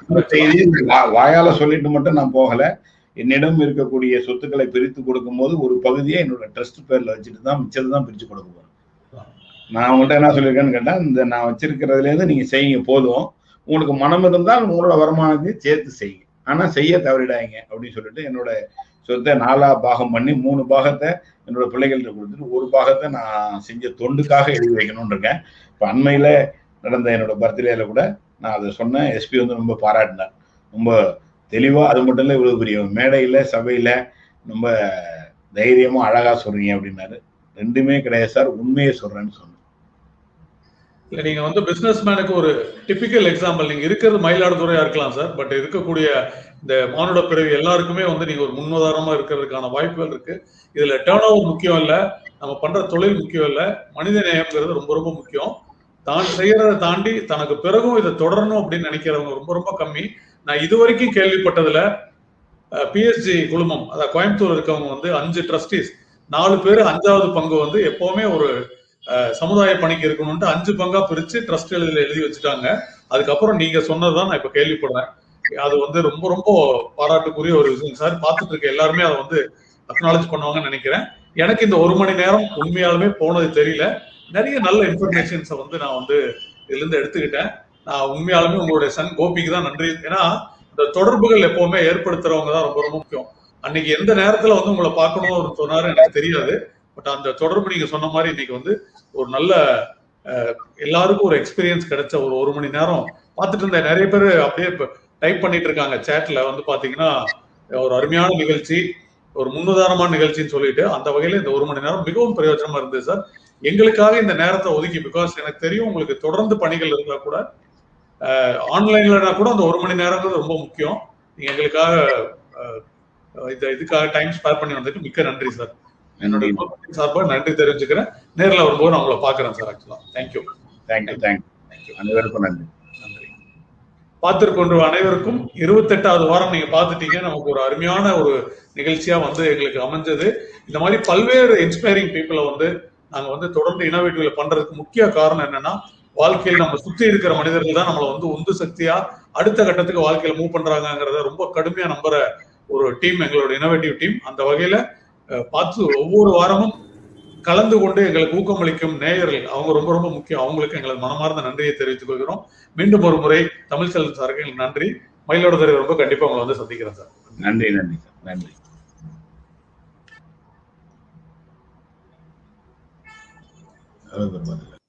எங்களுக்கான ஒரு அனௌன்ஸ்மெண்ட் இருக்கு. அடுத்த வாரம் இதே நிகழ்ச்சி இதே நேரத்தில் இன்னொரு இன்ஸ்பைரிங் பர்சனாலிட்டி அவரோட நம்ம சந்திக்க இருக்கோம். அப்புறம் நாங்க எப்பவுமே சொல்ற மாதிரி இந்த செயல் அப்படின்னு ஒரு கம்யூனிட்டி உருவாக்கி இருக்கோம். இந்த மாதிரி பல்வேறு இன்னைக்கு பாத்தீங்கன்னா இந்த செஷன் வந்து ரொம்ப ரொம்ப பிராக்டிக்கலா எப்படி இருந்தது, ஒரு என்டர்பிரனர் லைஃப்ல எப்படி எல்லாம் சாதிக்க முடியுங்கிறது மட்டும் இல்ல, மனநிறைவா வாழணும் அப்படிங்கிறத இன்னைக்கு நான் தெரிஞ்சுக்கிட்ட மெசேஜா எடுத்துக்கிறேன். இந்த மாதிரி பல்வேறு மனிதர்கள், அதாவது பிராக்டிக்கலா பேசக்கூடியவங்க, வாழ்க்கையில வெற்றி பெற்றவங்க, ப்ரொஃபஷனல் ஸ்பீக்கர்ஸை கொண்டு ஒரு ஃபோரம் உருவாக்கி இருக்கோம் செயல் அப்படின்னு சொல்லிட்டு. அது ரொம்ப சக்சஸ்ஃபுல்லா போய் ஒரு 200-250 பேரை நோக்கி அதை வெற்றிகரமா பயணிச்சுட்டு இருக்கு. அந்த செயல் கம்யூனிட்டி மூலியமா நாங்க சொல்ல வர்றது என்ன அப்படின்னா, சஸ்டெயின்டு மோட்டிவேஷன் தான். வாழ்க்கையில எல்லாருக்குமே வந்து மோட்டிவேஷன் ரொம்ப ரொம்ப முக்கியம். சோர்ந்து போயிருக்கிற நேரத்துல இந்த மாதிரி பேச்சுக்கள் தான் நம்மளை அடுத்த கட்டத்துக்கு நகர்த்தும். இன்னைக்கு தமிழ் செல்வன் சார் சொன்ன மாதிரி நான் கற்றுக்கொண்ட பாடங்கள் நிறைய. இது வந்து எல்லாருக்குமே போய் சேரணும்னு நினைக்கிறோம். அதுக்காக ஒரு கம்யூனிட்டி உருவாக்கி இருக்கோம். அந்த கம்யூனிட்டிக்கு பெயர் தான் செயல்னு வச்சிருக்கோம். இந்த செயல் என்ன பண்ணுது அப்படின்னா, அது வந்து ஒரு குளோபல் ஃபோரம். உலகத்தில் இருக்கக்கூடிய தமிழ் பேசக்கூடிய அத்தனை பேருக்கும் ஒரு ஃபோரம், லேர்னிங் அண்ட் டெவலப்மெண்ட் பிளாட்ஃபார்மா இது உருவாக்கணும்னு நினைச்சு பண்ணதுதான். 2வது வந்து மாஸ்டர் கிளாஸ்ன்னு சொல்லக்கூடிய 15 நாட்களுக்கு ஒரு முறை, second Sunday and 4th Sunday இந்த கிளாஸ் வந்து தொடர்ந்து நடந்துட்டு இருக்கு. பல்வேறு வெற்றியாளர்கள், ப்ரொஃபஷனல் ஸ்பீக்கர்ஸ், என்டர்பிரனர்ஸ் வந்து அதுல 1 மணி நேரம் பேசுவாங்க, அரை மணி நேரம் நீங்க அவங்க கூட இன்டராக்ட் பண்ணிக்கலாம். 3வது வீடியோ லைப்ரரி. வீடியோ லைப்ரரிங்கிறது பாத்தீங்கன்னா, நீங்க அந்த பேச வரக்கூடிய மனிதர்களை தாண்டி உள்ள இருக்கக்கூடிய ஸ்பீக்கர்ஸ் இல்லாம பல்வேறு சக்சஸ்ஃபுல் பீப்புளோடைய கண்டென்ட் உள்ள இருக்கும், சப்ஜெக்ட்ஸ் நிறைய இருக்கும். அதுல போய் நீங்க ஆக்சஸ் பண்ணிக்கலாம். இந்த நிகழ்ச்சியில மாஸ்டர் கிளாஸ்ல அட்டன் பண்ண முடியல, எனக்கு பிஸியா இருக்கேன் அப்படின்னா அவங்களுக்கு பிளேபேக் வீடியோ அவங்களுக்கு வந்துடும். ஸோ அப்படிங்கிறது 4வது சொல்றோம். 5வது வந்து ஃபேஸ்புக்லயும் வாட்ஸ்அப்லயும் ஒரு கம்யூனிட்டி மெயின்டைன் பண்றோம். டெய்லி பேசிஸ்ல மோட்டிவேஷனல் கண்டென்ட் அதுல போட்டுட்டு டிஸ்கஸ் பண்றதுக்கான ஒரு ஆப்ஷன். 6வது நெட்வொர்க்கிங், தொடர்புகளை பத்தி சொன்னாரு, சமுதாய பணி பத்தி அவர் சொன்னாரு. ஒவ்வொரு மனிதர் நம்ம வாழ்க்கையில சந்திக்கிறவங்களும் நமக்கு ஏதோ ஒரு வகையில உதவியா இருப்பாங்க. அவர் சொன்னார் இல்லையா, இந்தியன் ஓவர்சீஸ் பேங்கா இருக்கட்டும், ஒரு சிட் ஃபண்ட்ஸா இருக்கட்டும், அவங்க பாத்தீங்கன்னா அவர் வாழ்க்கையில எப்படி அவங்க உதவியா இருந்தாங்க, அதுதான் உண்மையான நெட்வொர்க்கிங்ன்ற. என்னைக்கோ ஏற்பட்ட தொடர்பு வாழ்க்கை பூரா தொடரும். அந்த தொடர்பு எது எப்படி சக்சஸ்ஃபுல்லா இருக்கும் நமக்கு தெரியாது. ஸோ நெட்வொர்க்கிங்கிறது ரொம்ப ரொம்ப இம்பார்ட்டன்ட். இந்த 6 பெனிஃபிட்டோட இந்த சேல் கம்யூனிட்டி ரொம்ப சக்சஸ்ஃபுல்லா நடந்துட்டு இருக்கு. அப்படி இருக்கும்போது இதுல யாரெல்லாம் வந்து பேசுறாங்கிற சந்தேகம் எல்லாருக்குமே வரலாம். எந்த மாதிரி பேச்சாளர்கள் வருவாங்கன்ட்டு. பரமன் பச்சைமுத்து, சோமவல்லியப்பன், முத்துராமன், சிவகுமார், சிவராஜ் ராமணன் போன்ற கடந்த 3 மாதம், ஃபர்ஸ்ட் 3 months. அதுக்கப்புறம் ஷைனி சுரேந்திரன், ராஜேந்திரன் தண்டபாணி, ஜோகாவுடைய டைரக்டர். போன வாரம் கவிதாசன் அவர் வந்து பேசினாரு. அடுத்த வாரம் அழகு அழகப்பன் அவர் வந்து பேச இருக்காரு. அதாவது 28 மார்ச். அதுக்கப்புறம் புட்சட்னி ராஜ்மோகன் 11 ஏப்ரல். 25 ஜோகா ராஜேந்திரன் அவர் வந்து பேச இருக்காரு. ஒரு சின்ன மாற்றம், நாசர் அவரும் மாத்தி, பிகாஸ் அவர்னால அன்னைக்கு கலந்துக்க முடியாது. ஸோ இந்த மாதிரி சிறந்த பேச்சாளர்களை கொண்டு 2வது வாரமும் 4வது வாரமும் கம்யூனிட்டி மீட்டிங், அந்த கம்யூனிட்டிக்குள்ள இருக்கக்கூடிய மெம்பர்களுக்கான ஒரு மீட்டிங் நடக்கும். அதுல நீங்க உங்களுடைய சந்தேகங்களை கேட்டு தெரிஞ்சு வெற்றியாளர்களோட பயணிச்சு நம்மளுடைய சந்தேகங்களை கேட்டு லைஃப்ல வெற்றி பெறதுக்கான வாய்ப்புகள் ஏற்படுத்திக்கலாம்ன்றதுதான் இந்த செயலுடைய நோக்கமே. இதுல ஜாயின் பண்றதுக்கு நம்ம என்ன பண்ணலாம் அப்படின்னு பாத்தீங்கன்னா, எல்லாத்துக்குமே வந்து ஒரு என்ன சொல்றது, ஒரு காஸ்ட் இன்வால்வ் ஆயிருக்கு. காரணம், இன்னைக்கு ஆன்லைன்ல கூட பிளாட்ஃபார்முக்கு பே பண்ணணும். வரக்கூடிய ப்ரொஃபஷனல் ஸ்பீக்கர்ஸ்க்கு வந்து நம்ம அவங்களுக்கான ஆனரோரியம் கொடுக்கணும். இது எல்லாத்தையும் உள்ளடக்கி ஒரு வருடத்திற்கு 24 மீட்டிங் நம்ம வந்து கமிட் பண்றோம். எப்போ நம்ம சேர்றோமோ அதுல இருந்து மாதம் 2 நிகழ்ச்சியாக 24 மீட்டிங் நடக்க இருக்கு. அந்த நிகழ்ச்சிக்கு டோட்டலா நம்ம வந்து 7,500 rupees பிளஸ் டாக்ஸ் சார்ஜ் பண்றோம். அது 9075 அப்படிங்கிற சார்ஜ் வந்து இந்த கம்யூனிட்டியில ஜாயின் பண்ணணும்னு நினைக்கிறவங்க, விருப்பப்படுறவங்க வாங்க, சேர்ந்து பயணிப்போம். இதுல பயன்பெற்றவங்க நிறைய பேர் வந்து அவங்களோட ஃபீட்பேக் ஆன்லைன்லயும் ஃபேஸ்புக்லயும் ரெக்கார்ட் பண்ணிட்டு இருக்கு. அதுதான் எங்களுக்கு பெரிய மோட்டிவேஷன். இன்னைக்கு செயல் கம்யூனிட்டி, எல்லாருக்கும் இந்த மாதிரி ஒரு கம்யூனிட்டி நடக்குது அப்படிங்கிறத பெரும்பகுதியான மக்களுக்கு கொண்டு போய் சேர்த்துட்டோம், திருப்பி பண்ணிட்டு இருக்கோம். இது உலகெங்கும் இருக்கக்கூடிய தமிழர்கள், இங்க இருக்கவங்க மட்டும் இல்ல, சிங்கப்பூர், மலேசியா, ஆஸ்திரேலியா அங்க இருக்கக்கூடியவங்களும் இதுல பயன்படுறாங்க, அவங்களும் கலந்துக்கிறாங்க. 15 நாளுக்கு ஒரு தடவை எல்லாரையும் பார்க்கும்போது அதனுடைய எனர்ஜியே வேற மாதிரி இருக்கு. ஸோ எங்களுக்கு இது வந்து ஒரு மிகப்பெரிய எனர்ஜி எக்ஸசைஸ். ஸோ நீங்க எல்லாரும் சேர்ந்து வந்தீங்கன்னா எல்லாரும் சேர்ந்து பயணிப்போம். Let us all grow together by learning together அப்படிங்கிறதா இதனுடைய கான்செப்ட். சக்சஸ்ஃபுல்லா போயிட்டு இருக்கு. முக்கியமா இதுல சொல்லணும்னு நினைச்சது வந்து நம்ம தமிழ் செல்வன் சாருடைய சன். அவர் வந்து நாங்க கலந்துக்கிற நடத்துற அத்தனை நிகழ்ச்சியிலே அவர் கலந்துக்கோ. அவரும் வந்து ஒரு செயல் மெம்பரா வந்து கான்ட்ரிபியூட் பண்ணி நல்லதுமா பண்ணிட்டு இருக்காரு. அந்த மாதிரி பல்வேறு செல்ஃப் லேர்னிங் இன்ட்ரெஸ்ட் உள்ளவங்க அந்த செயலோட மெம்பரா இருக்காங்க. நீங்களும் அதில் மெம்பரா இருக்கணும் அப்படிங்கிறது எங்களுடைய வேண்டுகோளா வச்சுட்டு, மீண்டும் ஒரு முறை அனைவருக்கும் நன்றி கூறி, பார்ட்டிசிபென்ட்ஸுக்கும் தமிழ் செல்வன் சாருக்கும், இனோவேட்டிவ் டீம் பர்டிகுலரா ஒவ்வொரு வாரமும் எந்த கேப்பும் இல்லாம இதை வந்து டெக்னிக்கல் டீம் வந்து இதை ஒருங்கிணைச்சு கரெக்டா இந்த 1 மணி நேரத்தை பயனுள்ளதா மாற்றணும்னு நினைச்சு டிராவல் பண்ணி 30வது எபிசோடு அடுத்த வாரம் கொண்டு போக போறோம். ஸோ நீங்க வந்து பார்த்து கொடுக்கும் அனைவருக்கும் மீண்டும் ஒரு முறை நன்றி கூறி விடைபெறுகிறேன். நன்றி, வணக்கம்.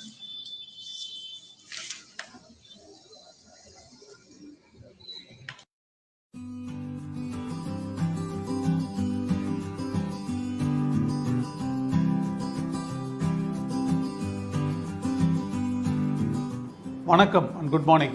ஐ am Venkatesh, founder of innovative speaker bureau. காலேஜில் ட்ரைனிங் எடுக்கிறதுக்காக ஸ்டார்ட் பண்ணப்பட்ட ஒரு ஆர்கனைசேஷன்.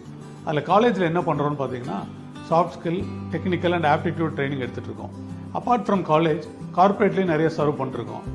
ஒவ்வொரு கார்பரேட்டுக்கும் ஒவ்வொரு வகையான சேலஞ்சஸ் இருக்கும். ஸோ கஸ்டமைஸ் பண்ணி எக்ஸ்பர்ட்டோட போய் நாங்கள் ட்ரைனிங் எடுத்துகிட்டு இருக்கோம். இதில் வந்து ரொம்ப இன்ட்ரெஸ்டிங் அண்ட் எக்ஸைட்டிங் பார்ட் பார்த்தீங்கன்னா, ரீசெண்டாக இனோவேட்டிவ் ஸ்பீக்கர் பியூரோ அப்படின்னு ஒன்று ஃபார்ம் பண்ணியிருக்கோம். அந்த ஸ்பீக்கர் பியூரோவில் என்ன பண்ணுறோம்னா, we are associated with 100+ influencers overall called good speakers. We act as a bridge between client and the speakers. இதில் ஸ்பீக்கர்ஸ்க்கு என்ன பெனிஃபிட் அப்படின்னு பார்த்தீங்கன்னா, நிறைய இன்ட்ராக்ஷன் அவங்க குறைச்சிக்கிட்டு அவங்க they can concentrate on only speaking. கிளைண்ட்டை பொறுத்தளவுக்கு கோஆர்டினேஷனுடைய அந்த பெயின் பாயிண்ட்லாம் நாங்கள் ரிமூவ் பண்ணிடுறோம். 2 பேரும் சாட்டிஸ்ஃபைடாக இருக்காங்க.